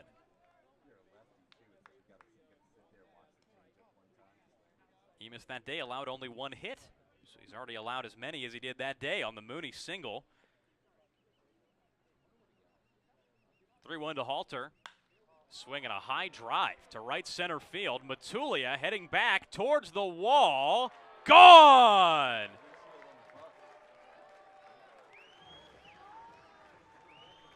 Touch 'em all, Colby Halter, his 6th of the summer. And it's now a 4-1 Commodores lead here in the bottom of the 5th inning. With that home run from Colby Halter, he gets himself out of a 5-way tie for second and getting into a better tie. He's now tied for the league lead in home runs with 6. You didn't put this man in a home run hitting contest?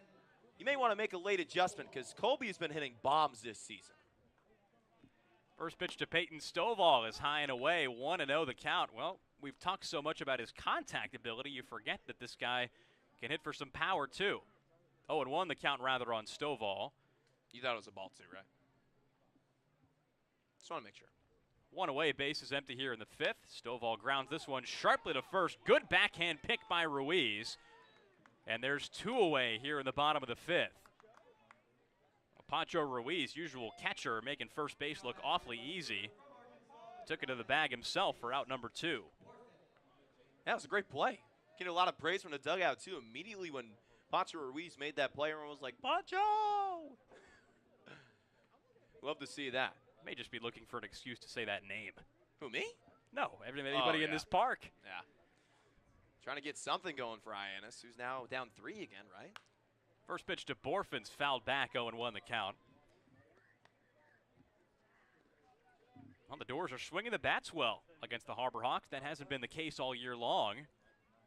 This Hawks team has been a solid pitching staff all season. tied with the Dores in team ERA, but Falmouth has been pitching better lately. Hyannis a tad worse than how they began the year. 0-1 slipped out of Emus's hands, it looks like, way outside for ball one. So Emus at 6'5", out of Princeton, where he just finished up his sophomore spring, pitched in 12 games and played 24 more in the field. This guy is a two-way player. 0-1 to Borfin's down low and in. 2-1 the count. A lot of two-ways starting to emerge in college. It's starting to become a norm, you know. Shohei Ohtani really changed the game in the majors, and a lot of different teams are starting to draft two-way guys just to bring the two birds in one stone mindset. 2-1 by Borfin's drilled into the left center field gap and down for a base hit. Borfin rounds first, headed for second, now turns on the Jets, headed for third as the throw comes in late, and Borfin slides into third base. It's a two-out triple for Borfin, and he keeps the train moving for the Dores here in the bottom of the fifth inning. This is his third start of the season, his second straight, and whether there's hair coming out of his helmet or not, he's making an impact on this team already. You know, he's dealing with the injuries. He had one in Arkansas this season. He's had one here in Falmouth. But now we're starting to see Jace Borfin come alive, just like what this guy's been doing recently in this month. 2 outs, Borfin at third, and Drew Brutcher at the plate. He watches a breaking ball drift down and in, and it's 1-0. So how about the performance lately from this South Florida Bull? Brutcher at the plate, we've talked a lot about his numbers, but in the month of July, a .309 average with 2 home runs and 4 doubles. Today, Brutcher 1 for 2 with a 2-bagger. He fouls this one back in the count 1-1. And we thought that one was going to be caught in left center field, but it just plunked right in front of Flores and McConnell, the left and center fielders respectively for Hyannis. But now you have an opportunity here for your Brutcher to get an RBI to your name. Borfin's just 90 feet away.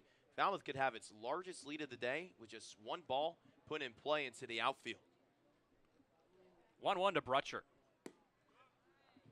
Too far inside, and it's 2-1.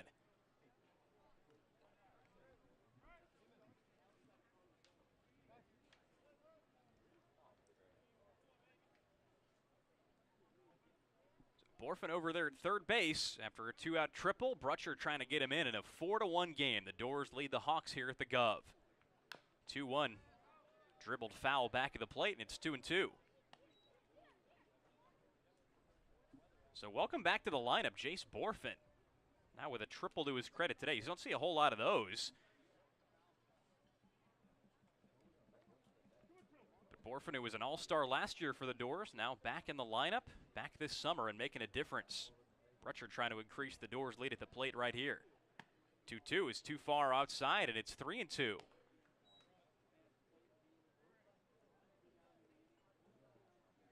So for Borfin, now 6 games on the summer. He has at least 1 hit in all but one of them. Full count on Brutcher here. From Jackson Emus, trying to get through his first inning of relief. Payoff pitch. Soft ground ball to second base. Nishida ends the inning. So the Dores get a run on the solo shot by Colby Halter, but no more than that in the bottom of the 5th. As we head on to the top of the 6th, Jeb, Sirota, and McConnell. The upper third of the Hyannis order coming up when we return. Hey there, Commodore fans. Thanks for joining us and cheering on your Falmouth Commodores. Want to take a break from the action? Come make a visit to the merchandise booth. Check us out behind home plate. We have a bunch of new designs for you to purchase, from hats to shirts, jerseys, crew necks, wine glasses, and even baby bibs. You think of it, we probably have it. From youth sizes to even adult double XLs. We have everything you need for family and friends. Be sure to come say hello and get a piece of Falmouth merch. Make a trip before we close up shop in the 9th inning. See you soon, and roll Dores.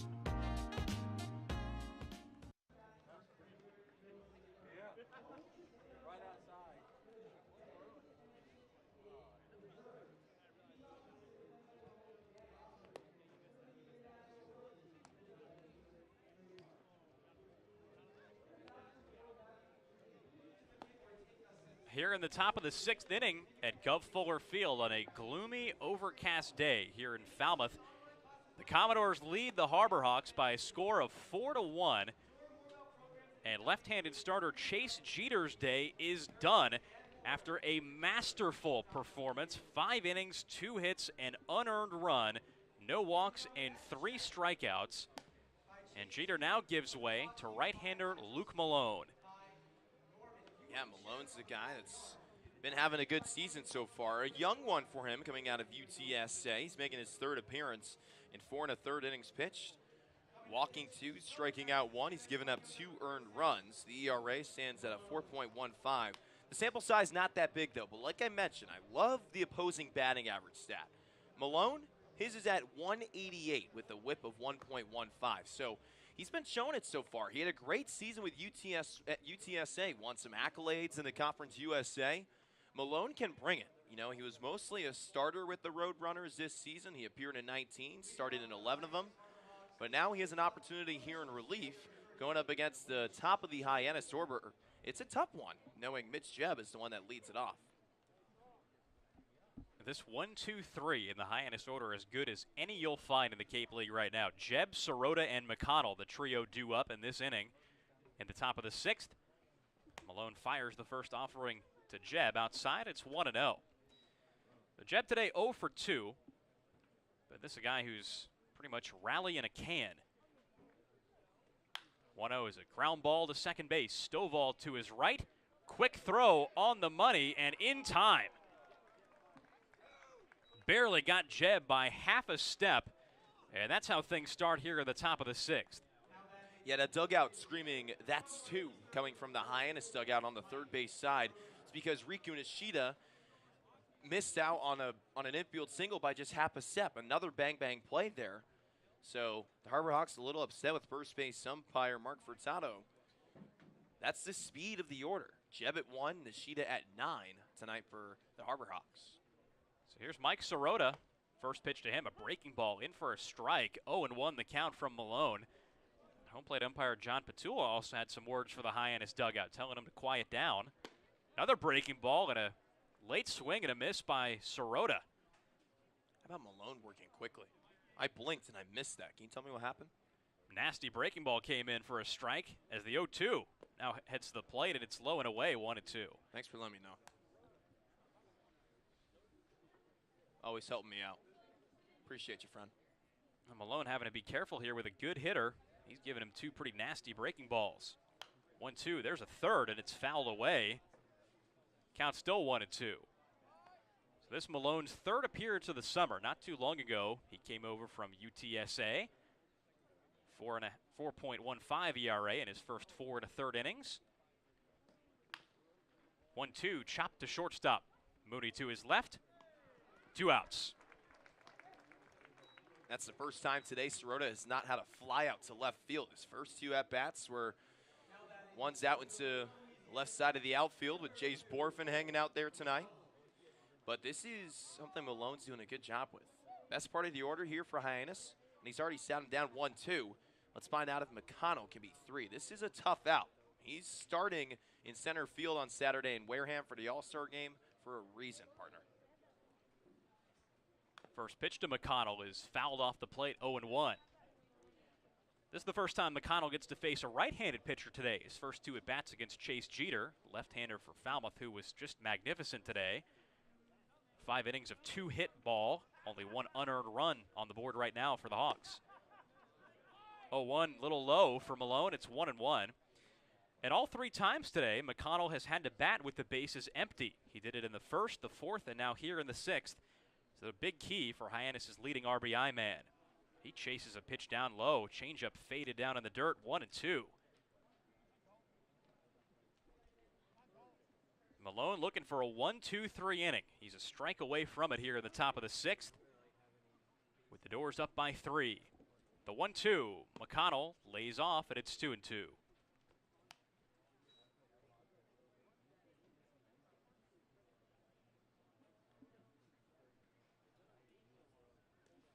Just 2 hits so far for the Hawks to their credit. 2-2, check swing and a called strike. And that ends the top of the 6th inning. Malone ties up McConnell to sit down the Hawks 1-2-3 as we head on to the bottom of the 6th inning. Cromwick, Collins, and Nicholas 6, 7, and 8 for the Dores coming up to bat when we come back. What's your hottest take? Hottest take? Hottest take is that a straw has 2 holes, not 1. What is your favorite place in Falmouth? My favorite place in Falmouth right now, I would say, is Shoreway Acres Inn. A bunch of us, the interns, are staying there, and like we're having such a great time getting to know each other. Can you give me your best British accent? Scott Sterling. Is cereal a soup? No, it's cereal. It's its own thing, right? What soup have you had with milk in it? Welcome back to Go Fuller Field. Yesterday, I talked to Jace Borfin about his injury history. He had a shoulder injury that he dealt with in the spring season with the Arkansas Razorbacks. But out here on Cape Cod, he's been dealing with a knee injury that has kept him out of the lineup for a pretty good chunk of the season. He's DH'd in 2 straight and hit his first home run of the season last night at White House Field. He's making his defensive debut today, playing left field. And Carter and Trey, we've been looking forward to see this guy all season, especially with what he did last year in the 2021 season. Well, Logan, Jace Borfin has been an exciting player this summer for the Commodores, no doubt. Yesterday, a home run and 2 walks. Today, a walk and a triple, already to his credit, in the midst of a 4-run outburst for the Dores so far, through 5 times to bat against the Hyannis Harbor Hawks. But we now see a new pitcher into the game for Hyannis with Jackson Emus's day finished. It's right-hander Jay Driver out of Harvard, where he pitched 15 games this spring to a sparkling 1.91 ERA. That ERA right now on Cape Cod a little bit higher than I bet he'd like. A 4.37 ERA for Driver, making his 9th appearance in 12 1/3 innings pitched. The strikeout to walk ratio, though, not too bad. Striking out 18 and walking 6. So we'll find out what Driver can do against the Commodores, who bring up Cromwick, Collins, and Nicholas. So Driver so far this summer, this is 9th appearance now for the Hawks, his first 12 1/3 innings with that 4.37 ERA. He's already faced the Dores twice, on June 17th, out in Hyannis, and again on the 29th of that month. He pitched a scoreless inning at the Gov in a 5-1 Hyannis win. So Driver now faces off against Josiah Cromwick, who begins things for the Dores here in the bottom of the 6th inning in a 4-1 game. First pitch to Cromwick is a swing and a miss at a fastball up high. It's 0-1. So close the book on Jackson Emus, an inning, 3 hits, an earned run, no walks, and no strikeouts. Driver, the 3rd arm used for Hyannis today. 0-1, too far outside for Cromwick, and it's 1-1. Well, Driver throws hard. He's got a fastball and a breaking ball, and comes from that low sidearm arm slot. Was first team All-Ivy this spring at Harvard. 1-1 pitch to Cromwick. Down low. It's 2-1. 90 miles an hour on the fastball so far for Driver. Cromwick at the plate so far today, 1 for 2 with an RBI single back in the 2nd inning. Big hole up the middle. 2-1 pitch is a swing and a miss. Strike 2. So both Jeb at short and Nishida at second base playing more deeply into the holes than they ordinarily would be. 2-2. Cromwick swings and misses for out number 1 here in the bottom of the 6th. Well, quick work by Jay Driver. Yeah, he made it look easy on Cromwick, you know. Go with that outside pitch, and Cromwick had to reach for it. Exactly what the pitcher was looking for, you know. Throw it outside. Driver wanted Cromwick to chase, and Josiah did just that. That's been the MO for Driver, now in 12 2/3 innings this summer with 19 strikeouts. Corey Collins waves at the first offering and misses. 0-1 the count, with 1 away and the base is empty here in the bottom of the 6th inning. Collins today 0 for 2.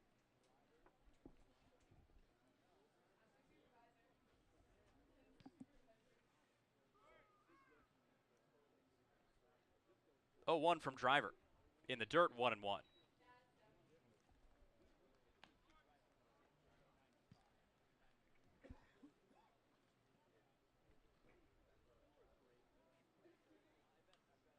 Jackson Nicholas on deck. He's 0 for 1 today with a walk. 1-1 delivery. Fouled off left side, a liner right over the Hyannis dugout. Just to keep everybody awake down there for the Hawks, and it's 1-2 on Collins. Well, we finally saw Collins' first home run on the summer the other day. You just get the feeling watching this guy that there's a lot of untapped power in that frame. 6'2", 220-pounder out of the University of Georgia. 1-2, leaks away, and it's 2-2. And we have some more news on the Western Division front. Katuitt has lost today, 5-1 out at YD in a game that only went 7 innings. So again, the Cavaliers lose. They're in second place right now. 2-2, breaking ball drifts in for a strike. And Collins sits. Second straight strikeout for Driver to start things here in the 6th inning. Collins did not like that pitch. Came to him on the inner lower part of the corner of the zone, I guess, as grammatically awful as that sounds. But Collins didn't really like it. You know, he popped out of the left-handed batter's box in disbelief, rolling his eyes, sent him back to the dugout.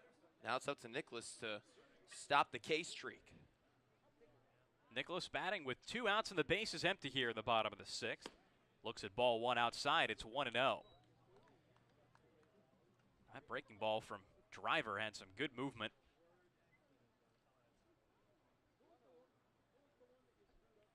One out to Nicholas rather. Chestnut on deck, I should say. The count 2-0. Well, the light's on early here at the Gov. We've had a lot of cloud cover since first pitch. 2-0.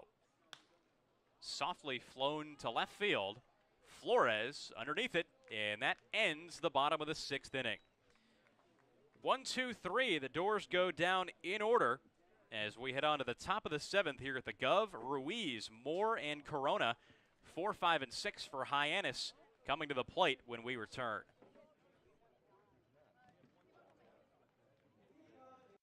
Logan Soforenko here at Fenway Park with Andrew Pinckney, Alabama outfielder. Andrew, you just finished I.O. How you feeling? I feel pretty good. It was a pretty rushed warm-up, but, you know, I got my 4 throws in, and a few of them went haywire, but, you know, I got the job done, I think. So. It feels like with these things, they usually go by really fast, right?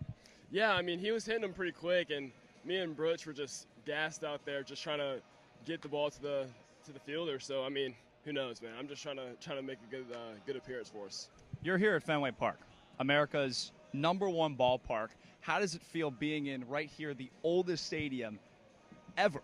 Yeah, this is kind of nuts. You know, like I grew up like playing MLB The Show, like you know, playing with Dustin Pedroia on the show and trying to hit it over the monster. So I mean, it's just kind of weird to like see the green monster, see the Sitco sign out there. So I mean, it's a really cool moment for us. Absolutely. And now you got BP coming up.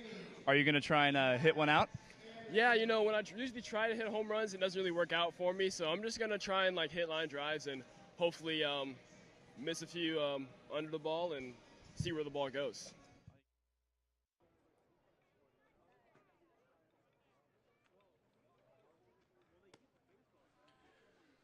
Welcome back to Gov Fuller Field. Commodores in front of the Harbor Hawks 4-1 here in Falmouth. But what's going on around the Cape? Well, here's your answer. Harwich in front of Brewster by a score of 7-3. Chatham keeping it on, leading 2-1 against Orleans. The Anglers are riding high with a 4-game winning streak. Over in Bourne, it's a late start because they're on Nesson tonight. Bravos in front of the Gatemen by a score of 1-0. But the big one on the left over here, Carter, in the bottom left of your screen, YD taking down Katuitt. Yeah, the Cavaliers now in second place, Hyannis in first place. The Cats have been fading for some time now. First pitch from Luke Malone is strike one, who's on for his second inning of work, taking on Patro Ruiz, who is 0 for 2 tonight. Malone working quickly as Ruiz sends one down the right field side and down for a base hit. Brutcher picks it up in the outfield, and Patro Ruiz has himself a leadoff single. That's just Hyannis' third hit on the evening. You don't hear that often. Yeah, this Hyannis team has made their presence felt this season by doing a lot more on offense than they have today. First in runs, second in hits, tied for first in walks, and first in stolen bases. But they haven't done a lot today simply because they haven't been on base. And this guy has 2 of Hyannis' hits. Christian Morris, he sends one out to right field. Brutcher going back all the way to the wall. He makes the grab.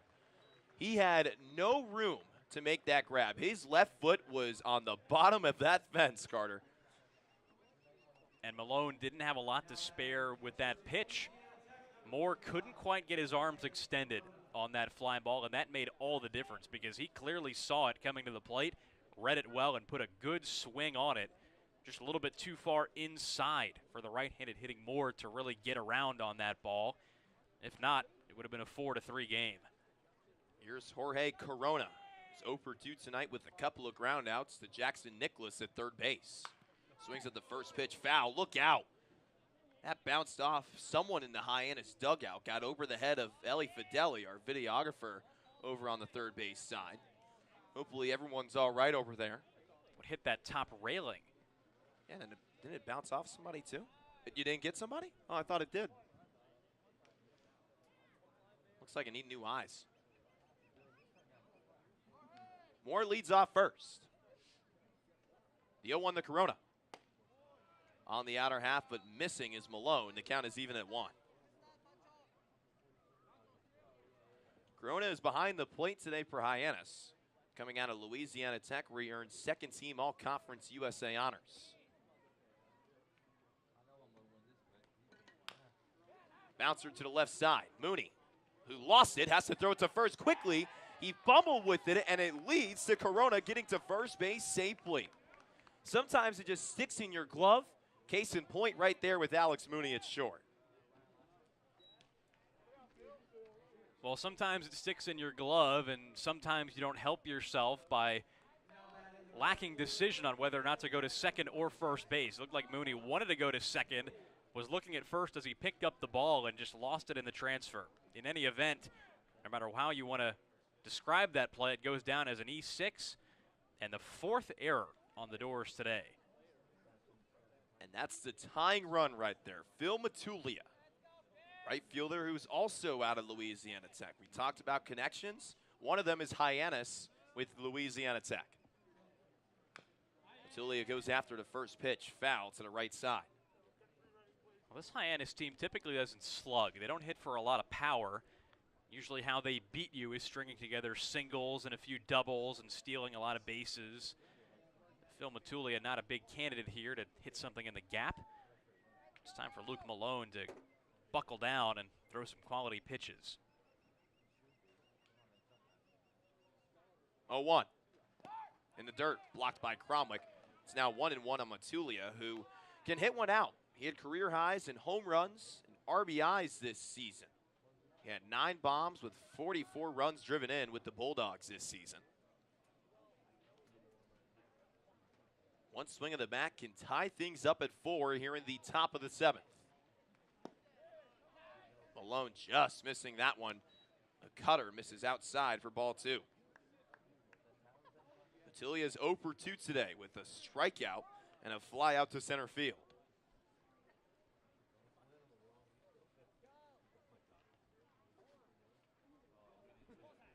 Malone trying to get out of a jam. Looks back at second and deals. Another foul ball leads to a 2-2 count.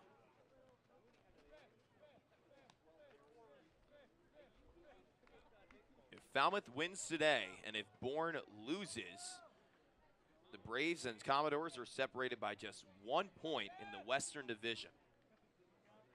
It's a time in the year, just a week and a half back, where we thought the Commodores would be nowhere near the Braves in the standings, but here we are. Malone with the 2-2. Lifted to right center field. That's going to get down for a base hit. Staying at third is Ruiz. Now he's actually going to come around and score. He touches home plate without a throw. Ball goes over to third base.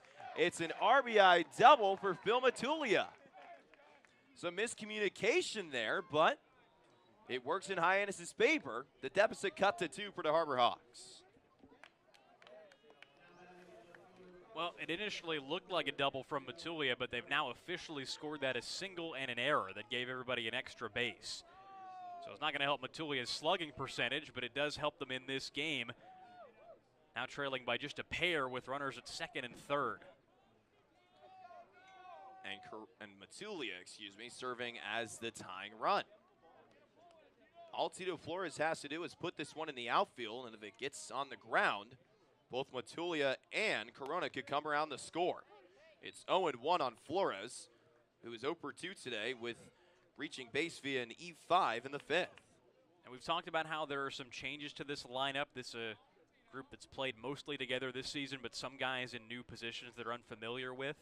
This now ties a season high for errors for the Dores with 5. The 0-1 from Malone.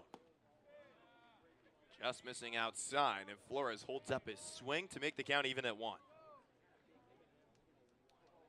Flores is one of 7 All-Stars for Hyannis this season and one of 4 All-Stars in this lineup tonight for the Harbor Hawks. He has an opportunity to tie things up here in the 7th. The 1-1. Misses low. Now 2-1 on Flores.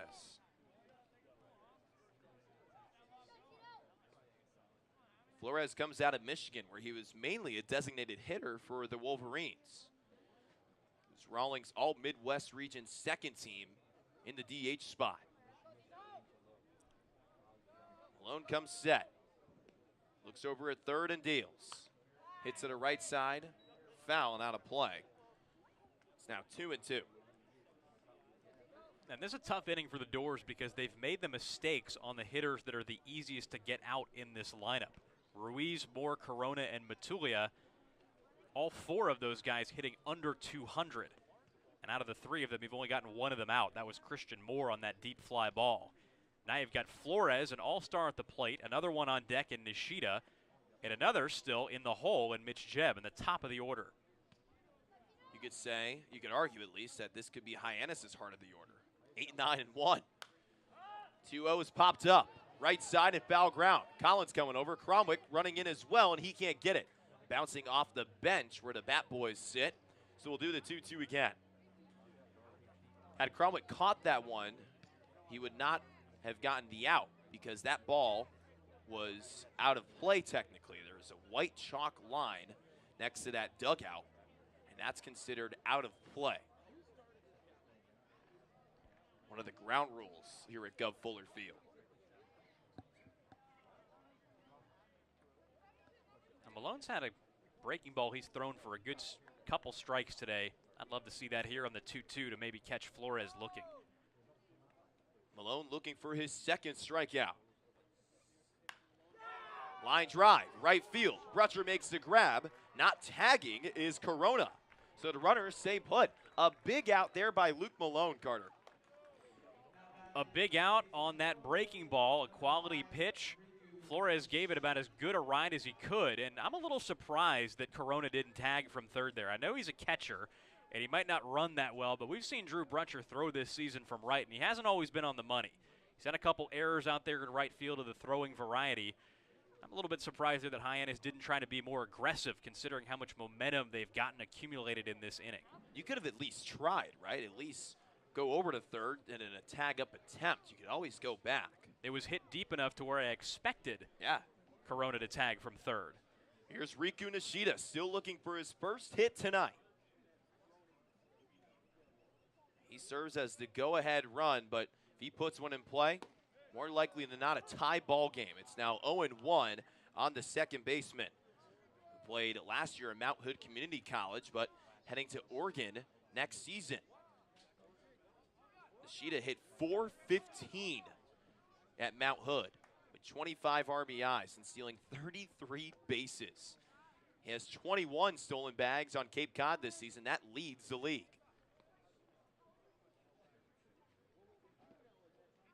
And this is a tough guy to face in this situation because there's only so much ground you can cover with your infield defense.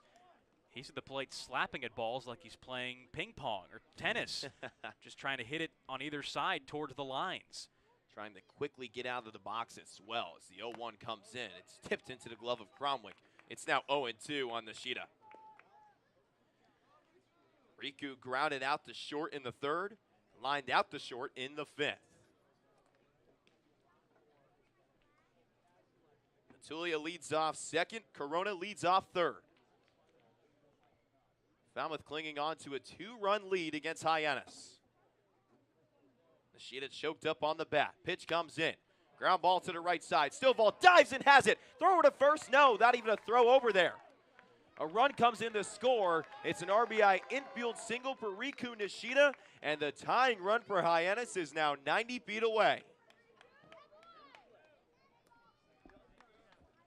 Well, you had a feeling something like that was going to happen if Nishida got his bat on the ball. He doesn't hit a lot of fly balls. He keeps the ball on the ground most of the time. And like I said, Falmouth only has 4 infielders. They can only cover so much ground without any kind of dramatic shift. Stovall did everything he could to save a run on that play. Give him the credit for diving for that ball and saving it from going into right center. Otherwise, we'd be tied, and Nishida might be at second base. Instead, Falmouth still leads, but another tough out at the plate. It's Mitch Jebb. Hit over 350 this season at Michigan State, earning third-team All-Big Ten honors.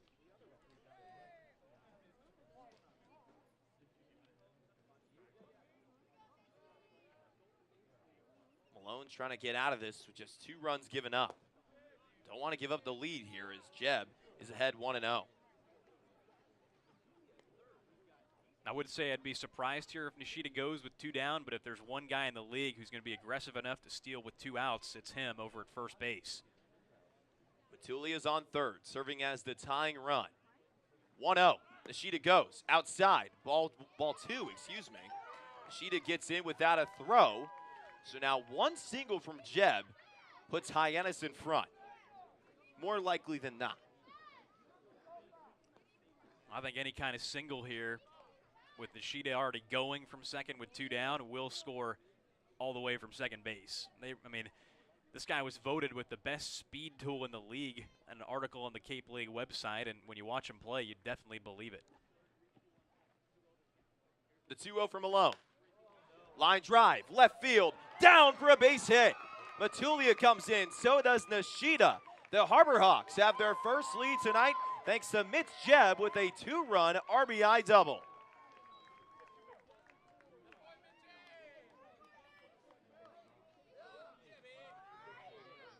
Jebb has made his money this summer hitting the other way. He likes to hit it in the left center field gap and to left field. You saw Malone give him a pitch that he could take that way, and he did not hesitate. 2 more driven in for Jebb this summer. The Hawks now have the lead in a 4-run inning, and you can see this one coming right after that single by Ruiz and then the error by Mooney. Like a train chugging down the tracks, you knew something bad was coming for the Dores, and it has. It's a tough break for Luke Malone. A 4 spot put up by Hyannis in the top of the 7th, and it's not done yet. Josh Stewart coming in when we come back.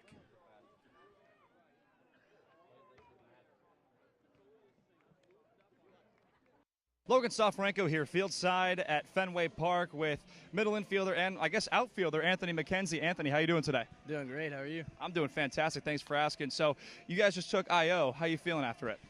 Felt good. The play, the field was nice. There was no bad hops, so I'll just say that. It was really good. A little different than playing at high school fields. Now, we're here at Fenway Park, America's oldest ballpark. What's it like being in this historic atmosphere? Super awesome. We're just going to try to hit poolside jacks over the monster. So with that being said, you being a switch hitter, you're not going to take any in the left-handed batter's box? No, I definitely will, but when we go righty, we're definitely trying to hit poolside jimmies today. Yeah. Poolside jimmies, and when you're batting lefty, you're going to try and go backside. Yeah, we're trying to go to the scoreboard. I think that's like a 600-foot bomb, so. Hey, there you go. Have fun with that. I got one fact for you. Behind the monster, there's a street.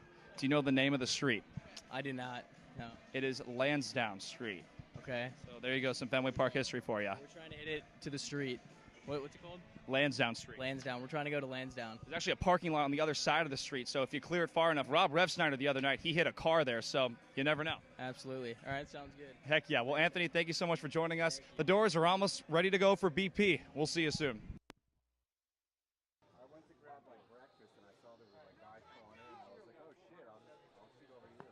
Well, if you're just joining us, you've missed a lot. The Commodores were in front going into the top of the 7th, But the Harbor Hawks have put up 4 in this top half, now leading the Dores by a score of 5-4. Luke Malone, through an inning and 2/3, give up 4 hits. He has four unearned runs for now. There's still a runner on second base, Mitch Jebb, who had a 2-run RBI double to put Hyannis in front. And now it's Josh Stewart, right-handed pitcher out of Texas, who has been dominant this season for Falmouth, Carter.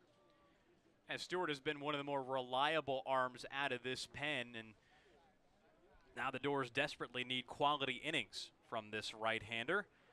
Stewart, to this point, this is his 8th game on the summer. 11 1/3 innings pitched so far, a .79 ERA. That's the figure that jumps out at you. Only 5 hits and 2 walks allowed in those 11 1/3, I should say, with 14 strikeouts.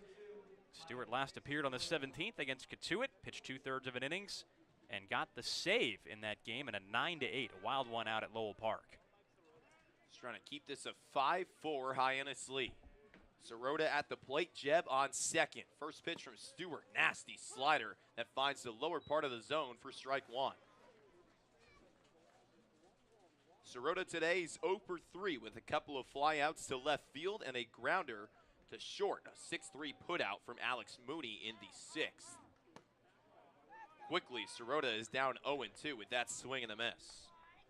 And you have to feel for Chase Jeter a little bit in this game after 5 innings of 2-hit, 1 unearned run ball, that he can't get a winning decision in this game. No matter what happens, at best, a tough luck no decision. Stewart awaits his sign as Sirota waits in the right-handed batter's box. Surprised he did not call time. He was there for a while. The 0-2. Swing and a miss, strike 3. Well, that's how you start an outing. Josh Stewart, 3 strikes, 3 pitches, but not before the Harbor Hawks get in front with a 4 spot in the top of the 7th. Time to stretch, bottom of the 7th when we come back.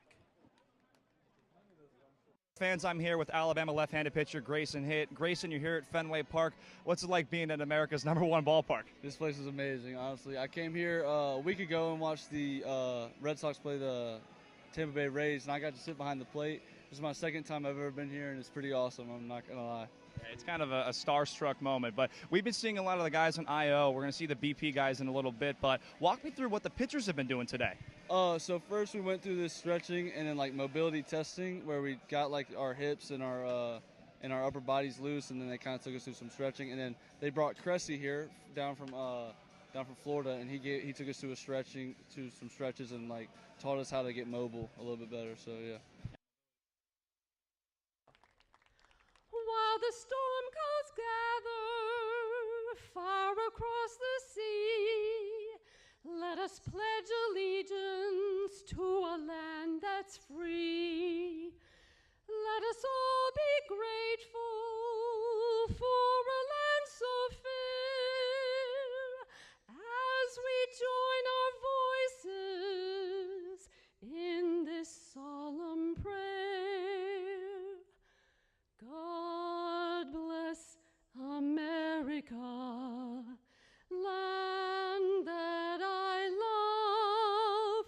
Stand beside her and guide her through the night with a light from above. From the mountains to the prairies to the oceans white with foam. God bless America, my home, sweet home. From the mountains to the prairies to the oceans white with foam. God bless America, my home, sweet home.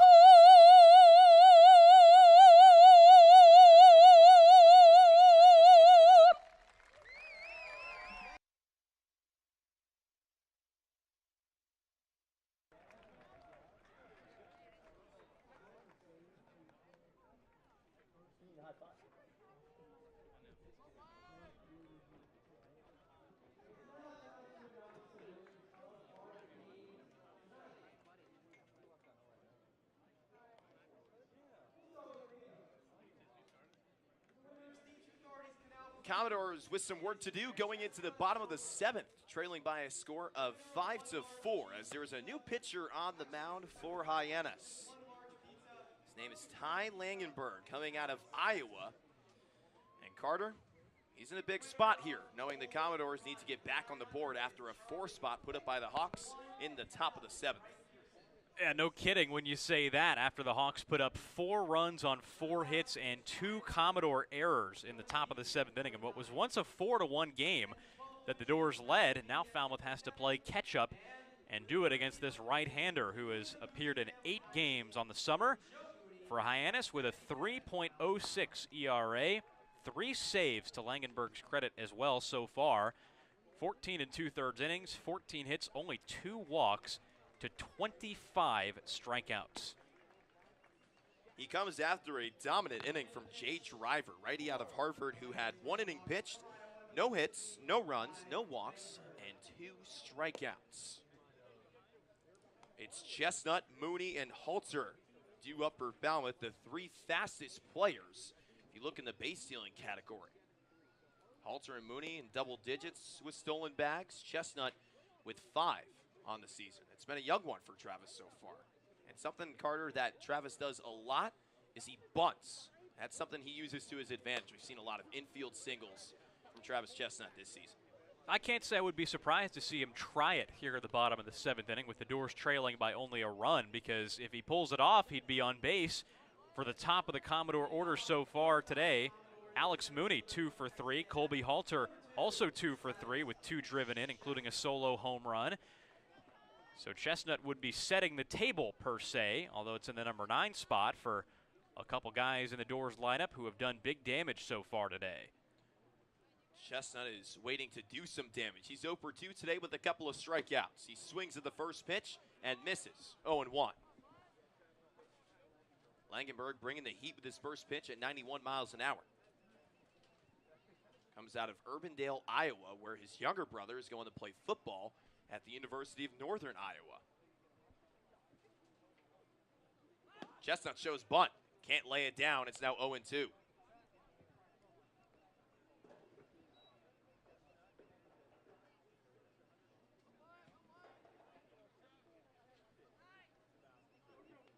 So after 4 runs put up by Hyannis in the top of the 7th, Falmouth is trailing for the first time tonight. The 0-2 comes in, and Chestnut goes down on 3 pitches. Langenberg with a good start. 1 strikeout, 1 gone.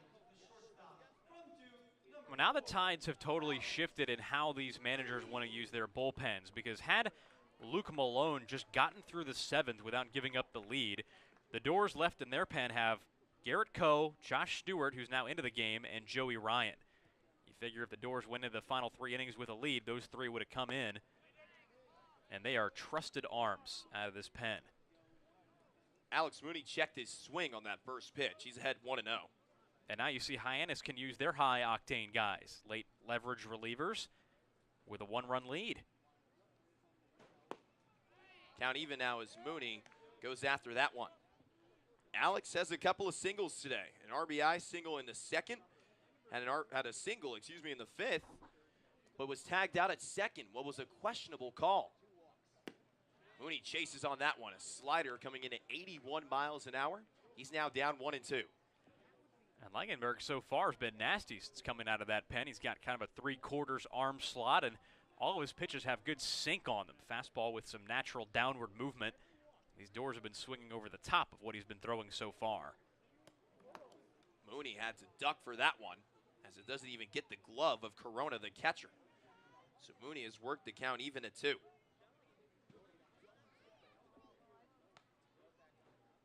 Alex this season hitting .276 with 3 home runs and 11 RBIs. All 3 of those homers have come right here at Gov Fuller Field.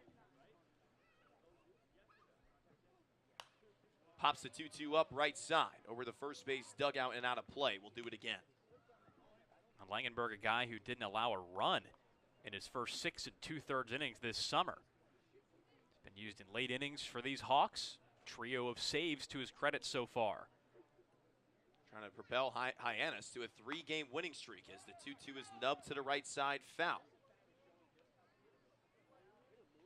If Falmouth can come back and pull this one off against the best in the West of Hyannis with 42 points, then the Commodores will have their longest winning streak of the season at 4.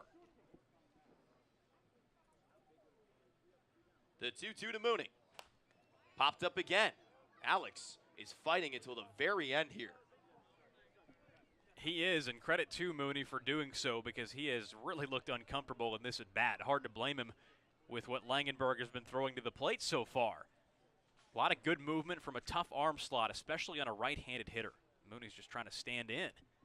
What's going to happen on this 2-2? The answer, Mooney looks at it. The count is full. You hear the descriptors sometimes with scouts and guys like that talking about a pitcher, and they'll say he throws heavy stuff. You know, just hard to lift, hits the bat, a lot of times goes on the ground. Payoff pitch, nub to the right side. Mooney's going to have to beat this one out. Some miscommunication at first, but Hyannis figures it out. A 3-1 put out after trying to figure out who's going to pick up that ground ball. There's 2 gone in the 7th. And to that point, when you have heavy stuff, you get ground balls like that. Softly nubbed to the right side, and Mooney made that play close by hustling down the line. Not a great job of a transfer between Langenberg and Ruiz over there at first base, but like you said, they managed it well enough to get the second out. This is who you want up at the plate right now. Colby Haltzer. Last time up, he had a solo home run that came in the 5th.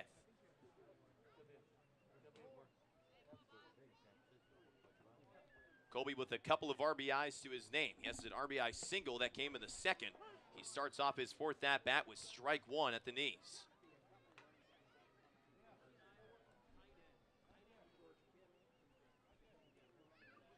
As Hyannis goes into an infield shift. 3 infielders on the right side with Halter pulling towards the right side of the field. He's worked the count now even at 1. We've seen Halter go backside a couple of times, one of them being against Hyannis the last time these two faced off. He shows bunt. He pops it up behind us and out of play. It's now 1-2 on Colby. But he had himself a double in the top of the 1st inning. It was a 3-2 win for Falmouth over Hyannis last time these two faced off in McKeon Park. 5-4 is your score after Hyannis put up 4 in the top of the 7th. Langenberg looking for a 1-2-3 inning. Ground ball right side. Halter beats the shift even with 3 infielders out there. Colby Halter aboard with a single, and it now brings up Peyton Stovall serving as the go-ahead run. Like you said, a shift-beating hit for Halter. If Hyannis had just lined up normally on that play, Nishida probably would have had a good chance at that ball from second base.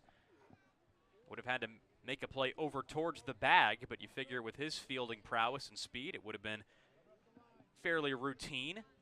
Instead, the tying run is now on base for Falmouth and a guy who can pop one at the plate. He's 0 for 3 tonight, Peyton Stovall. First pitch to him. Ground ball on the right side. Nishida has it. Jumping and tossing the first to close out the 7th. So Falmouth strands 1 and cannot get back in front. 5-4 your score. Hyannis coming up after this.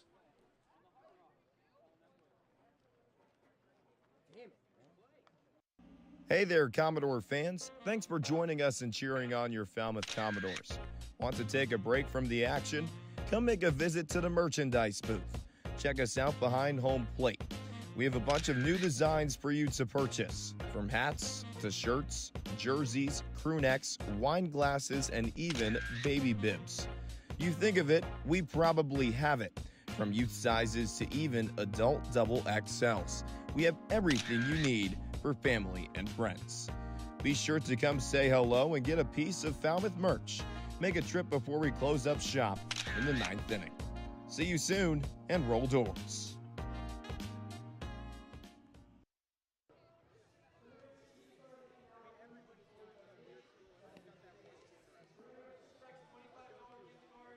Welcome back to Gov Fuller Field. Commodores trailing by 1 on the Harbor Hawks. And just want to remind you, as a proud sponsor of the Cape Cod Baseball League, the Mass State Lottery is celebrating the games we love playing.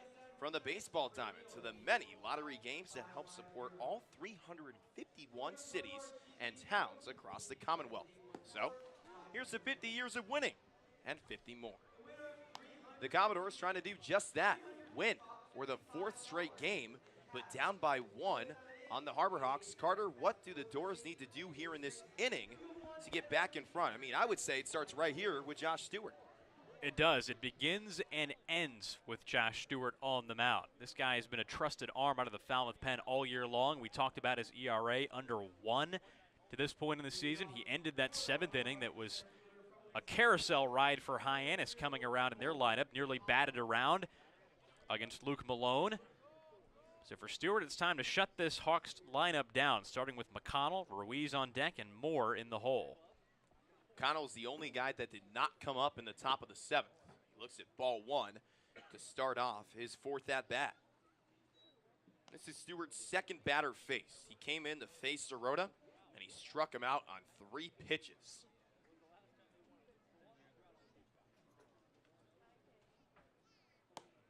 One and one now on McConnell.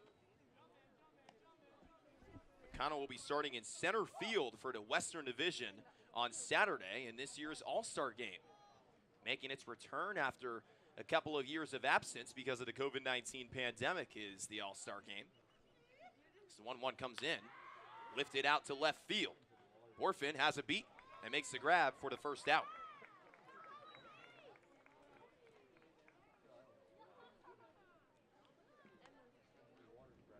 Now brings up Pacha Ruiz, who last time up had a leadoff single.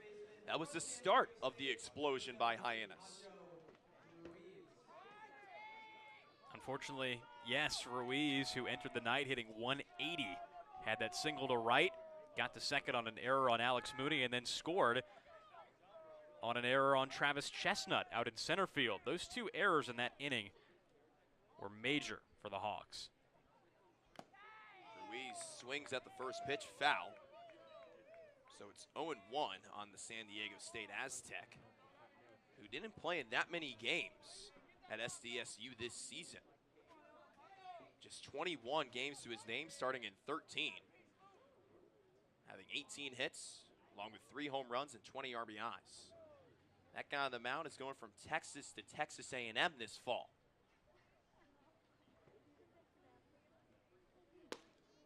Ruiz won around. It's 0-2. Think that would have been a strike had Ruiz not gone after it? Maybe so. We saw some strikes on the outside corner called when Chase Jeter was on the mound. There were a couple that Luke Malone wanted during his inning and 2/3 of work that he didn't get. Nasty slider from Stewart. Sails high and fouled back, so we'll do the 0-2 again. This season with Texas, Stewart had 10 appearances with a 4.63 ERA. That was a team that made it to the College World Series. Was in the 9-8 Super Regional against East Carolina. Longhorns taking down the Pirates in Greenville, North Carolina in 3 games. Slider again, popped up in foul ground. Cromwell finds it, but realizes it's going out of play. Well, the reason that slider's been fouled off is because Stewart needs to get a little bit more of something on it, whether that's further inside, further outside, or lower in the zone. Preferably a combination of those two, because the last couple of them have stayed high. And although they haven't just been cement mixer sliders that Ruiz has been able to drive, you don't want to keep giving him pitches that stay up, because eventually he won't miss one.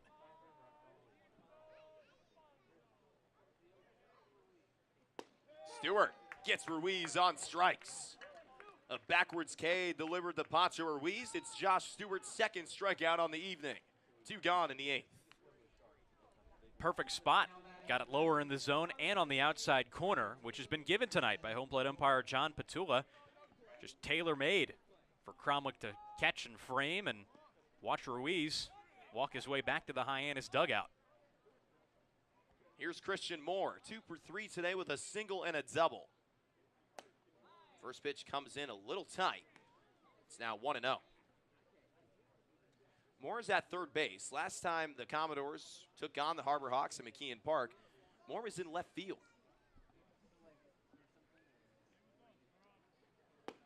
1-0 is cut on a miss for strike one. 91 miles an hour off the right hand of Stewart. Warren comes from Brooklyn, New York, and went to Suffield Academy in Connecticut.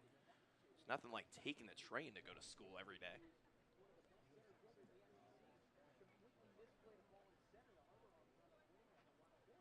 As Stewart delivers a slider at 80 miles an hour, it's now strike two on the Tennessee Volunteer with 3:05 this season. You hear the phrase upside a lot when you talk about baseball prospects, and this guy's got it. I mean, at UT this spring, started 29 games as a freshman, 305, hit for power, got on base, played infield and outfield and DH'd, led off for a period of time. Talking about making an impact, right? There's more fouls to the right side out of play, but he's done that. He did that in the postseason, too. I mean, in the regional, he had a 2-run RBI single in a 6-run ninth inning against Georgia Tech.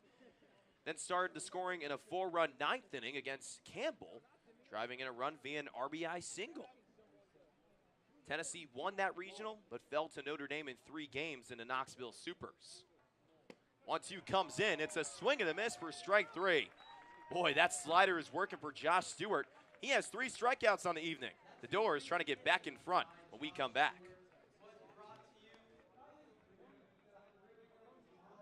To House of Falmouth Commodore, be sure to sign up to become a host family today. Hosting a Cape League player can be very rewarding. Players connect and bond with the families, often forming lifelong relationships. Please remember that every Commodores player is bound and governed by NCAA rules and regulations. In order to maintain their collegiate athletic ability, host families receive a weekly allowance from the Falmouth Commodores to help cover player expenses. Host families are not required to provide transportation to players. The Falmouth Commodores are very grateful to the wonderful families that host our players each and every year. If you are interested in hosting a Falmouth Commodores player for the summer, contact our housing coordinator, Lisa Smuda, at lisatz143@comcast.net. For more information, visit our website at falmouthcommodores.com. Thank you for supporting our players, and roll Dores.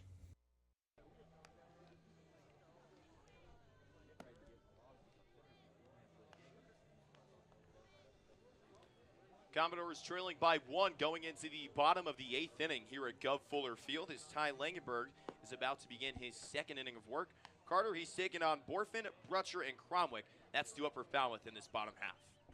This is a big inning for Falmouth because of the guys they have up. That being Borfin and Brutcher, the first 2, like you said, 2 guys who have been swinging the bat great as of late. Borfin today with a triple and a walk. Brutcher has a double to his credit. The Dores got a hit off of Langenberg in the 7th inning, but nothing more than that. It was a shift-beating single by Colby Halter on the ground, but of all the guys you feel good about coming up to the plate right now, Jace Borfin's a good pick. This is a guy who can do a lot of damage in a hurry. You mentioned the triple that he had. Also had a solo home run last night in Harwich in what was a 6-5 win over the Mariners. Borfin making his 2nd straight start. His first one at left field since July 2nd against the Bourne Braves. Looks at strike 1 to start off his 4th plate appearance.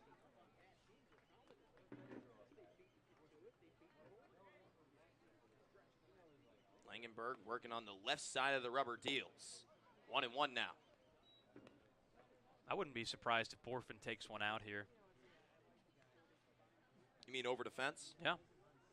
Boy, would that be something. The 1-1. Inside, ball 2. Borfin going down to his knees. Nothing scientific behind that. Just gut feeling for a guy who's been seeing the ball extremely well the last couple games.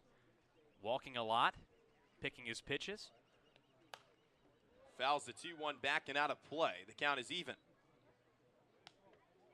Borfin has a stolen base today, so if he doesn't hit one over the fence like what you're feeling right now, Carter, he gets on base, he can take a bag. That stolen base that he had in the 2nd inning was his 2nd on the season. I had the same feeling when Owen Diodati came up to the plate in the 9th inning against Wareham, so try to reverse the bad energy in this ballpark. That came the last time Falmouth was here at the Gov, a 4-4 tie against Wareham last Saturday. 2-2 misses the glove and the zone. The count is full on Jace.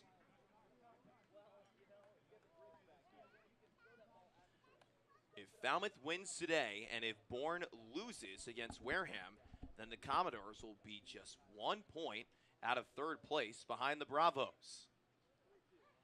Payoff pitch to Borfin. Swinging a drive. Deep to center field. McConnell's going back. Jace Borfin hits it off the top of the wall. Inches away from tying this up. Borfin rounding second. Going for third. The throw to third is in time. They got him. What a play by Hyannis. The relay started by McConnell and the tag applied by Moore. The Commodores robbed of an extra base hit. Inches away from tying this one up. And I mean inches. He's been swinging the bat great as of late. And had a double right there in his pocket if he wanted to take it, but got aggressive there. Cannot make the first out at third base in this situation. Unfortunately, it's going to be critical to say it, but not a good base running play by Borfin on that double. Should have just stayed put and taken what he had. Knowing how many outs were on the scoreboard, none. But now there's one here in the bottom of the eighth. It's 1-0 on Drew Brutcher, who is 1 for 3 today with a double.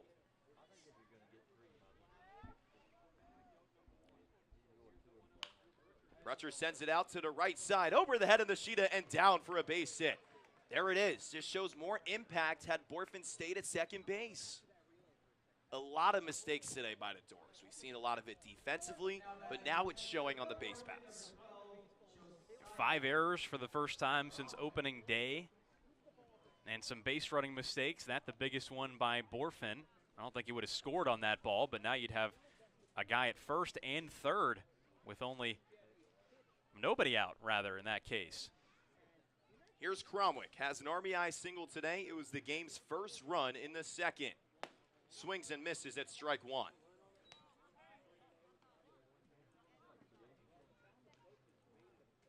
So Brutcher on first after a single to right field.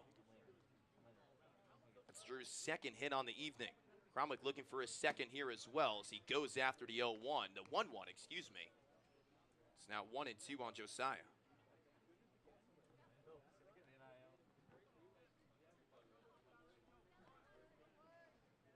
Langenberg comes set. Cromwick serving as the go-ahead run. The pitch. Too high.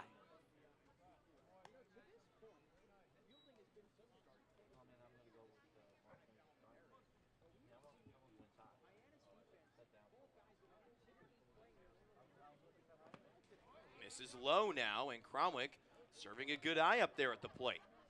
The count is full on the Oregon Duck. No, it's not. It's 2-2. Langenberg, the stuff's been good since he came in, but he struggled with command in this inning. He's got to start getting the ball down, just letting the natural sink on his pitches do the work. Swing and a miss, strike three. Cromwick goes down swinging for the second straight at bat, and it now brings up Corey Collins, who's also struck out twice tonight.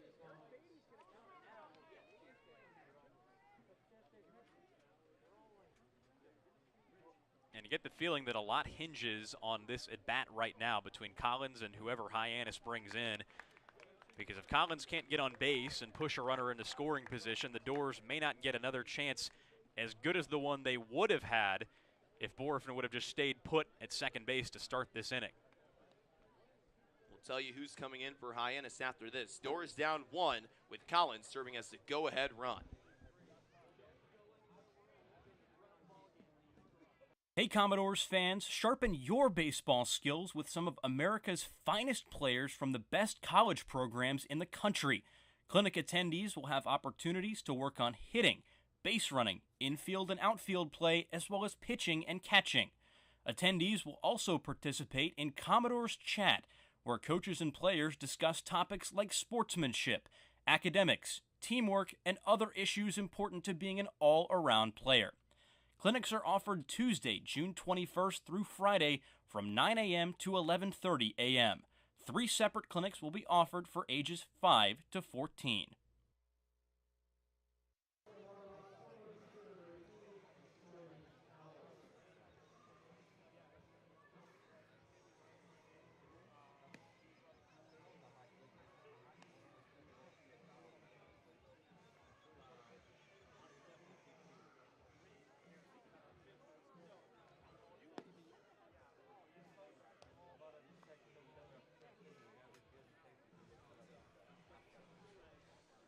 Welcome back to Gov Fuller Field. The Commodores trailing the Harbor Hawks by a score of 5-4 with 2 gone in the 8th inning. Corey Collins coming up to the plate.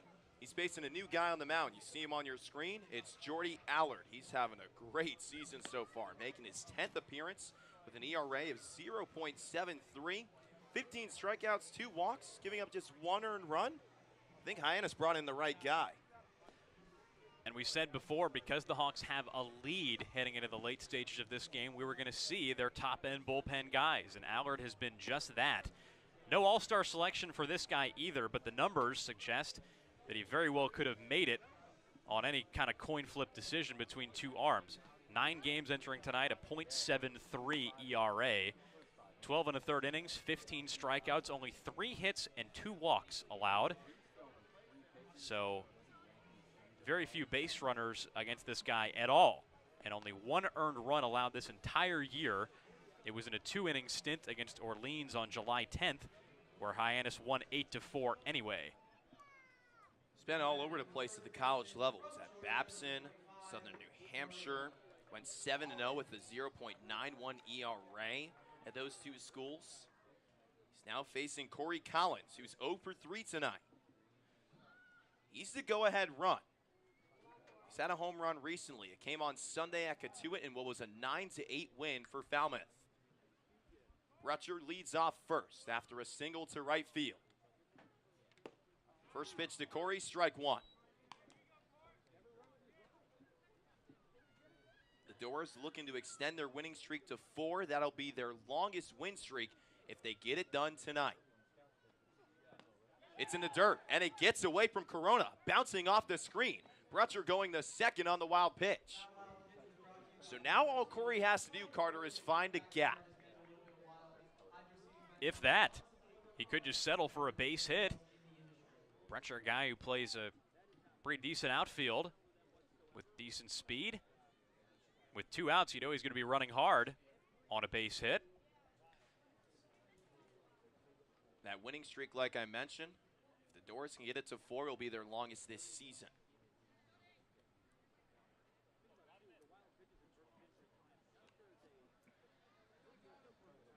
So Brutcher the one on second. Collins with a 1-1 count. The Georgia Bulldog trying to put his Commodores back in front. 2-1 now to Corey. Allard is Hyannis' 5th pitcher tonight. Baumeister, Emus, Driver, Langenberg, and it's now Allard trying to close out the bottom of the 8th. Brutcher on second. The 2-1. Strike 2. Collins thought about it, put his bat back. That's a tough one. It is, because Collins is a guy who's always going to see his pitches. He's not an aggressive swinger early in the count. What that has done, though, is it's driven the strikeout total up, particularly early in the season. Now with a 2-strike count, let's see what Allard gives him, because this is a spot where Collins likes to run it full. Too low. The count is full. Right on cue.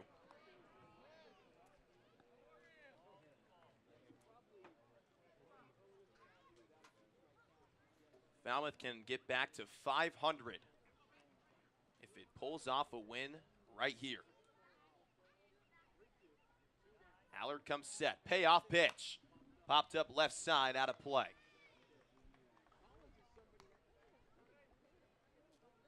And what Collins has to remember is that he doesn't need a base hit. He can walk.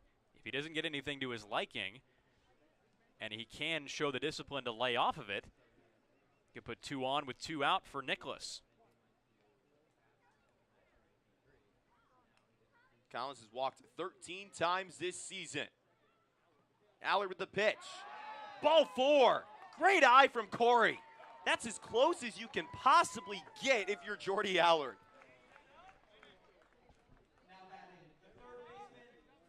We've seen strikes called on the outside part of the plate today to both right and left-handed hitters. The low strike hasn't been something we've talked a lot about today. That a pitch awfully close to the zone for Allard that I think on most days would be a strike. but unfortunately just a little bit too low or not framed well enough by Corona behind the plate for John Petula, the home plate umpire. Ball one to Jackson Nicholas, who is 1 for 22 on the season. He has a walk tonight, but some would say, partner, that he's due. 1-0 to Jackson. Too high, ball two.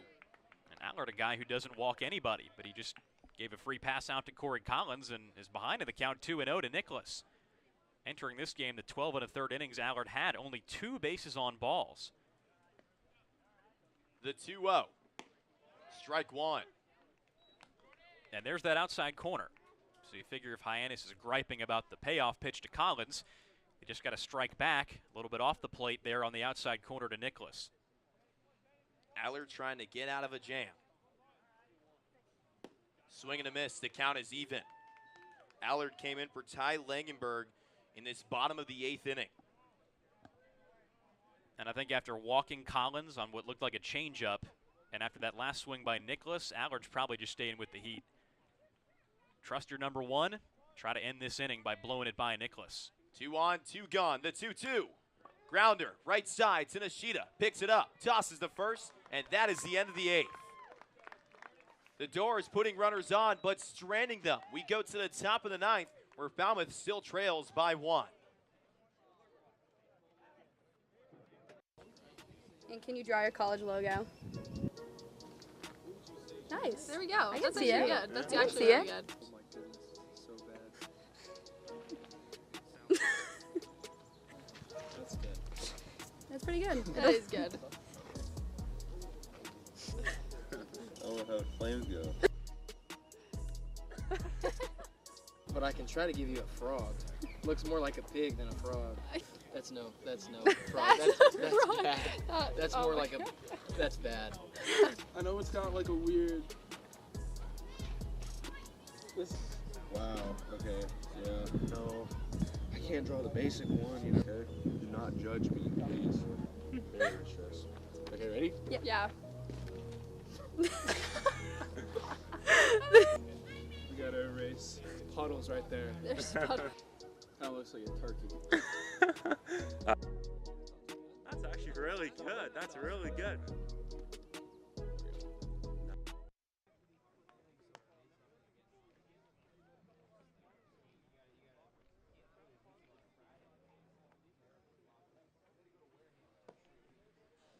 Your score. Commodores trailing the Harbor Hawks, and if you want to keep it that way in the point of view of Falmouth, I would say it's bringing the right guy to the mound. Joey Ryan, right-handed pitcher out of Boston College, who is an all-star, one of 3 pitchers for Falmouth that will be heading to the all-star game in Wareham. Ryan this season has a 1.38 ERA, making his 11th appearance, pitching in 13 innings, striking out 16 and walking 3. Joey has a save that came at Orleans earlier this week. This isn't a save opportunity here, but you want to do whatever you can to set up your offense going into the bottom of the 9th. And this is a guy on the mound that the Dores trust with late inning situations. Ryan has been on target all season long. He has not been fazed by late game situations in tight games. You said the 1.38 ERA is a testament to that. But in Ryan's last 2 appearances over the past 6 days, he's racked up 2 saves. Both appearances were over an inning. Inning in 2/3 against Bourne and inning in a third against Orleans. So not only can he give you 3 outs, he can give you a little bit more. Not quite the same assignment here tonight, but he's tasked with keeping the Hawks at bay for just 3 more outs to give the Dores a chance with 9, 1, and 2 in their order due up in the bottom of the 9th. You like those 3 if you're Falmouth.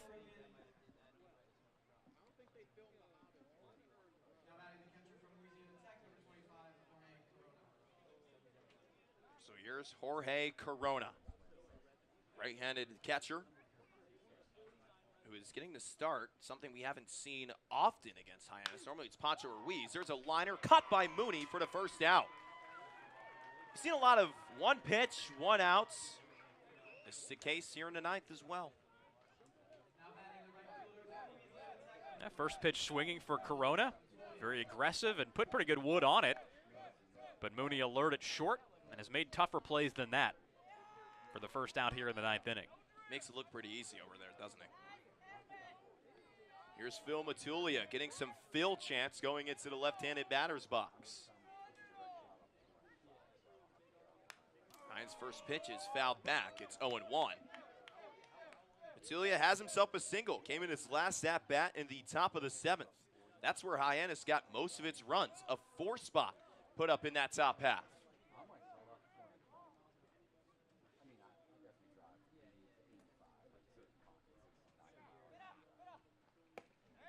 Ryan misses high, count even. Joey Ryan has 3 saves this season. If you look at the scoreboard on the top left of your screen, this is not a save opportunity. But Ryan has been mowing down hitters left and right this year as he misses high again. It's now 2-1 on Matulia. Right fielder out of Louisiana Tech, who hit .252 this season with 9 home runs and 44 RBIs. Ryan's touched 94 on the fastball pitching in this ballpark, but I think with his appearances increasing in frequency as of late. Misses high again. That's the 3rd straight pitch where he's left it upstairs. Joey Ryan. And the last thing you want to see from Ryan is missing with command or perhaps showing a little bit of fatigue. Because a lot of times when pitchers start missing upstairs like that again and again, it's because they're just a little bit off, looking for that release point. Finds it there. Fly ball. Left center field. Borfin to his left. Makes the grab for the 2nd out. Went all the way in center field to make that grab. That looks like Chestnut's ball, but Jace just had the momentum. And if not for another foot on a fly ball or a better choice rounding second base, this game could potentially be tied after Borfin doubled in the 8th inning. And you have to think out there in left field, he's badly wanting a chance in the 9th inning to come up and potentially tie or win the game for the Dores.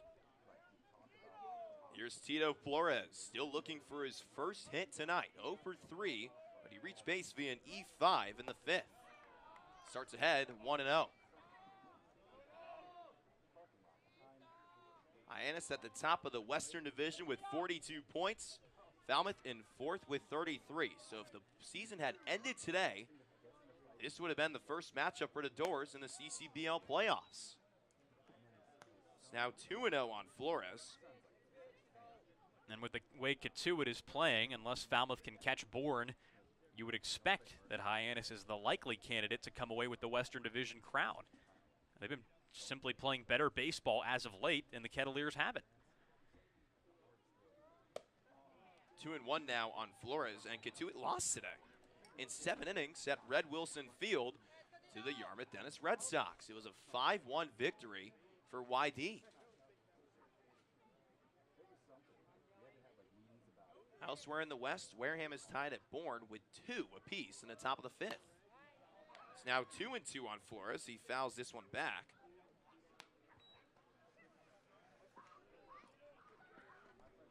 But you could still say there is a lot at stake for the Dores. Trying to put themselves in the best spot going into the first round of the postseason. That would be a tough one as well. If Wareham won and the Dores lost this game, one that they look to have in hand 4-1. Bourne led Wareham too earlier in the day as well. 2-2 misses inside. The count is full. Even if that were to happen, Wareham would still be 3 points behind with fewer than 10 games remaining.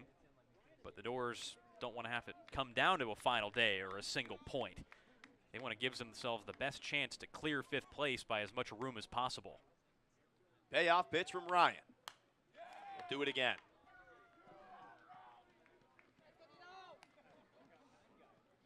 This Harbor Hawks team, so hard to put away, has shocked a lot of people here on Cape Cod. Last year, just 8 wins, 3 of them coming against the Commodores.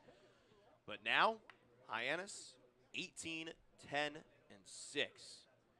Most amount of points on Cape Cod with 42. Ryan with the payoff again. Nubbs onto the left side. Mooney has to come in, gets it on a hop, throws it to first, and he gets Flores. Nice play by Alex Mooney. Let's find out what Falmouth can do going into the bottom of the 9th. Down 1, Chestnut, Mooney, and Halter when we come back. Favorite song? My favorite song. Proud to be an American. And I'm proud to be an American, where at least I know I'm free. And what's your favorite breakfast food? Oh, my favorite breakfast. On the West Coast, I don't know if it's a thing back east, but Spam. Wheels or Dores? I think wheels, honestly, because you use wheels like more than I feel like you would use Dores, because if you're moving things around, more than likely it's on a wheel.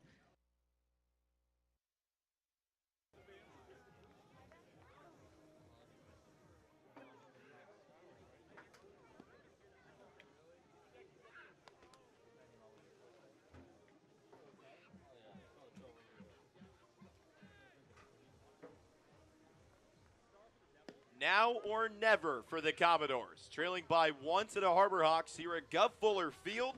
Travis Chestnut, Alex Mooney, and Colby Halter due up for Falmouth. With Carter Bainbridge and Logan Soforenko, I'm Trey Redfield. So glad you're sticking with us. Should be a fun one all the way until the very end here. The Dores, those guys, just trying to get something going. Force a tie at best. It starts with Oregon. The Oregon first baseman, I should say. Pause for a second, but it's Jacob Walsh pinch hitting for Travis Chestnut. So instead of Travis coming up, who finishes 0 for 3 with 3 strikeouts, it's Walsh coming up to the plate.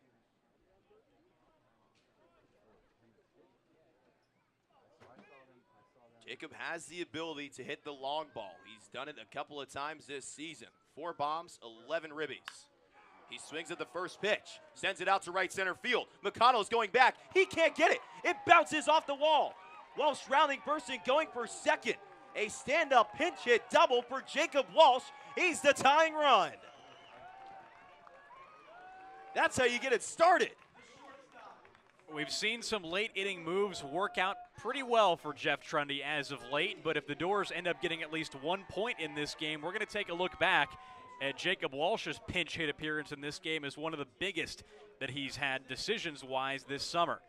Now you see Luke Boyers come in as a pinch runner at second base, and the Dores can do a lot of things here, but you figure with the top of the order coming back around, they are unlikely to put a bunt down. Mooney, Halter, and Stovall have all swung the bat very well today. Mooney with an opportunity to be a hero in the bottom of the 9th. First pitch from Allard, strike 1. Alex has himself a couple of singles today. He's 2 for 4 with an RBI coming in the second. The 0-1. Swing and a miss, strike 2.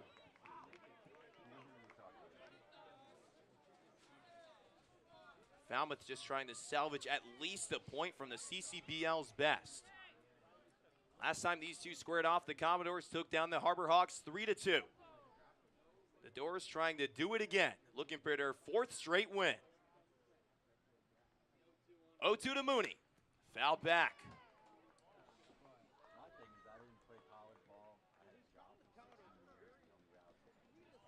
Well, Allard has yet to blow a save opportunity this year. Even in the games he's come in where the Hawks have tied, he has not yielded a run. He has never pitched in a game that Hyannis has lost this season. 0-2, ripped to the left side, foul. So we'll do the 0-2 again. Mooney ahead on that one. And you figure there's not really anybody better in that pen right now than the guy on the mound. If the Hawks are going to win this game, Allard's likely going to be the guy out there to do it. He's the best bullet they have left in the gun at this point. Boyers on second, coming in as a pinch runner. The 0-2. In the dirt, it gets away, bouncing off the brick. Corona picks it up, he doesn't have a throw. Boyers goes into third, he's 90 feet away from tying us up at 5.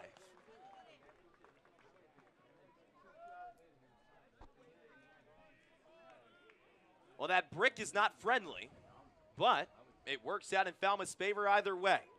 Now the infield comes in. 3 infielders on the left side, offering a shift to Mooney. 1-2 the count on Alex. Allard steps off. No one gone in this bottom of the 9th. Mooney, the go-ahead run. The 1-2. Hits to the air to the right side. Fouling out of play. We'll do it again. That play by Boyers to get to third base was certainly a risky one with that brick, but he was smart enough on the base paths to realize that he could go. Mooney down 1-2. Here's the pitch. Swing and a miss. Strike 3. Jordy Allard wins the battle. Now brings up Colby Halter. Right guy to have up. 3 straight base hits from the Florida Gator. And Halter's not a guy who strikes out a whole lot. Puts the ball in play, hits plenty of fly balls. You heard a lot of cheering from the Hyannis dugout on that strikeout, but there's only one away still here in the ninth. The job not quite done for Allard. This another giant out standing at the plate. First pitch to Colby. Strike 1. The infield in a shift yet again, this time to the right side. Last time Halter was at the plate, he beat that shift with a single in the 7th. Boyers on third. He's the tying run. Halter at the plate. He could win it with one swing of the bat. He goes after the 0-1. It's actually fouled off, so it's now 0-2 on Colby. A little bit overeager. But of all the guys on this team to fight back from an 0-2 count, Halter's certainly well equipped to do just that. If you're Allard, you've got to attack Halter inside here. Don't leave anything out over the plate that he could ground to the left side. Halter with an opportunity to be the hero. Looks at ball 1 high. The Commodores looking for their 4th straight win. It would be their longest winning streak of the season if they can pull it off here in the 9th.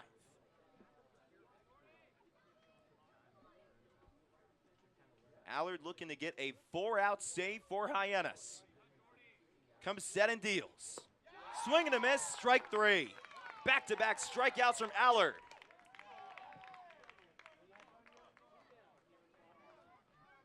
And now comes Peyton Stovall, 0 for 4 tonight.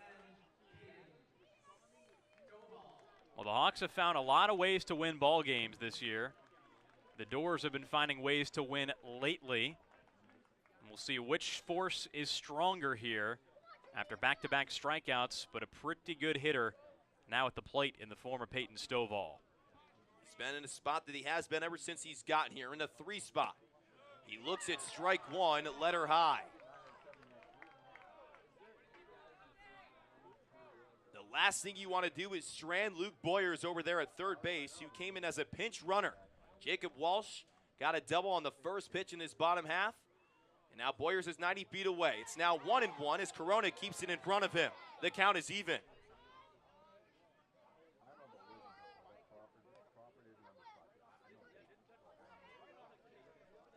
It always comes down to the very end, these Falmouth Commodores. Always making it interesting.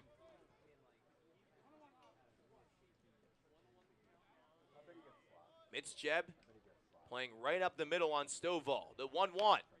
A bouncer to the right side. Ruiz has it. He beats Stovall to the bag, and the Harbor Hawks get it done here at the Gov. The Commodores had the tying run 90 feet away. But tonight, the 3-game winning streak is snapped. 5-4 your final. Hyannis takes it over Falmouth. Well, you can't say the Dores didn't have their chances. 5 errors in the field that contributed to that 4-run top of the 7th inning. And the base running error by Chase Borfit in the 8th inning, as tough as it is to say, was probably one that just cost the Commodores a point. In a 1-run loss, things like that add up. And then the 9th inning, with a guy at third base and nobody out, Falmouth couldn't put a ball in play until there were 2 down, and it was not quite enough to avoid the 4th loss to these Hawks in 5 tries. Tough break for Falmouth. An opportunity to get to 500 for the first time this season. Now fall to 15, 17, and 3 Hyannis improves to 19, 10, and 6. So that's going to do it here from Gov Fuller Field. This could not have been done with the without the fantastic crew that we have here in Falmouth. Our director, Sean Oldred, Brendan Capozzi, Carson Depp, and Ellie Fidelli giving us great shots as our videographers. Liv Charbonneau putting down all the right graphics behind us. Dan Fox, our PA announcer. Charlotte Motz running the social media for the Dores. Megan Murphy, our photographer. Tommy Mumal, our web reporter. Always over to our left, getting it done on his game recaps. And Ernie Hyde and Dave Cunha, our supervisors, always helping us out day in and day out. So that does it from the Gov. Your score, 5-4. Hyannis takes it over Falmouth. Next time we're in action, on the road yet again, taking on the Bourne Braves at Doran Park. First pitch is set for 6 o'clock. Be sure to join us on the Falmouth Commodores radio network. But tonight, the Dores fall in heartbreaking fashion by 1 to the Hawks. With Carter Bainbridge and Logan Soforenko, I'm Trey Redfield saying so long from Falmouth.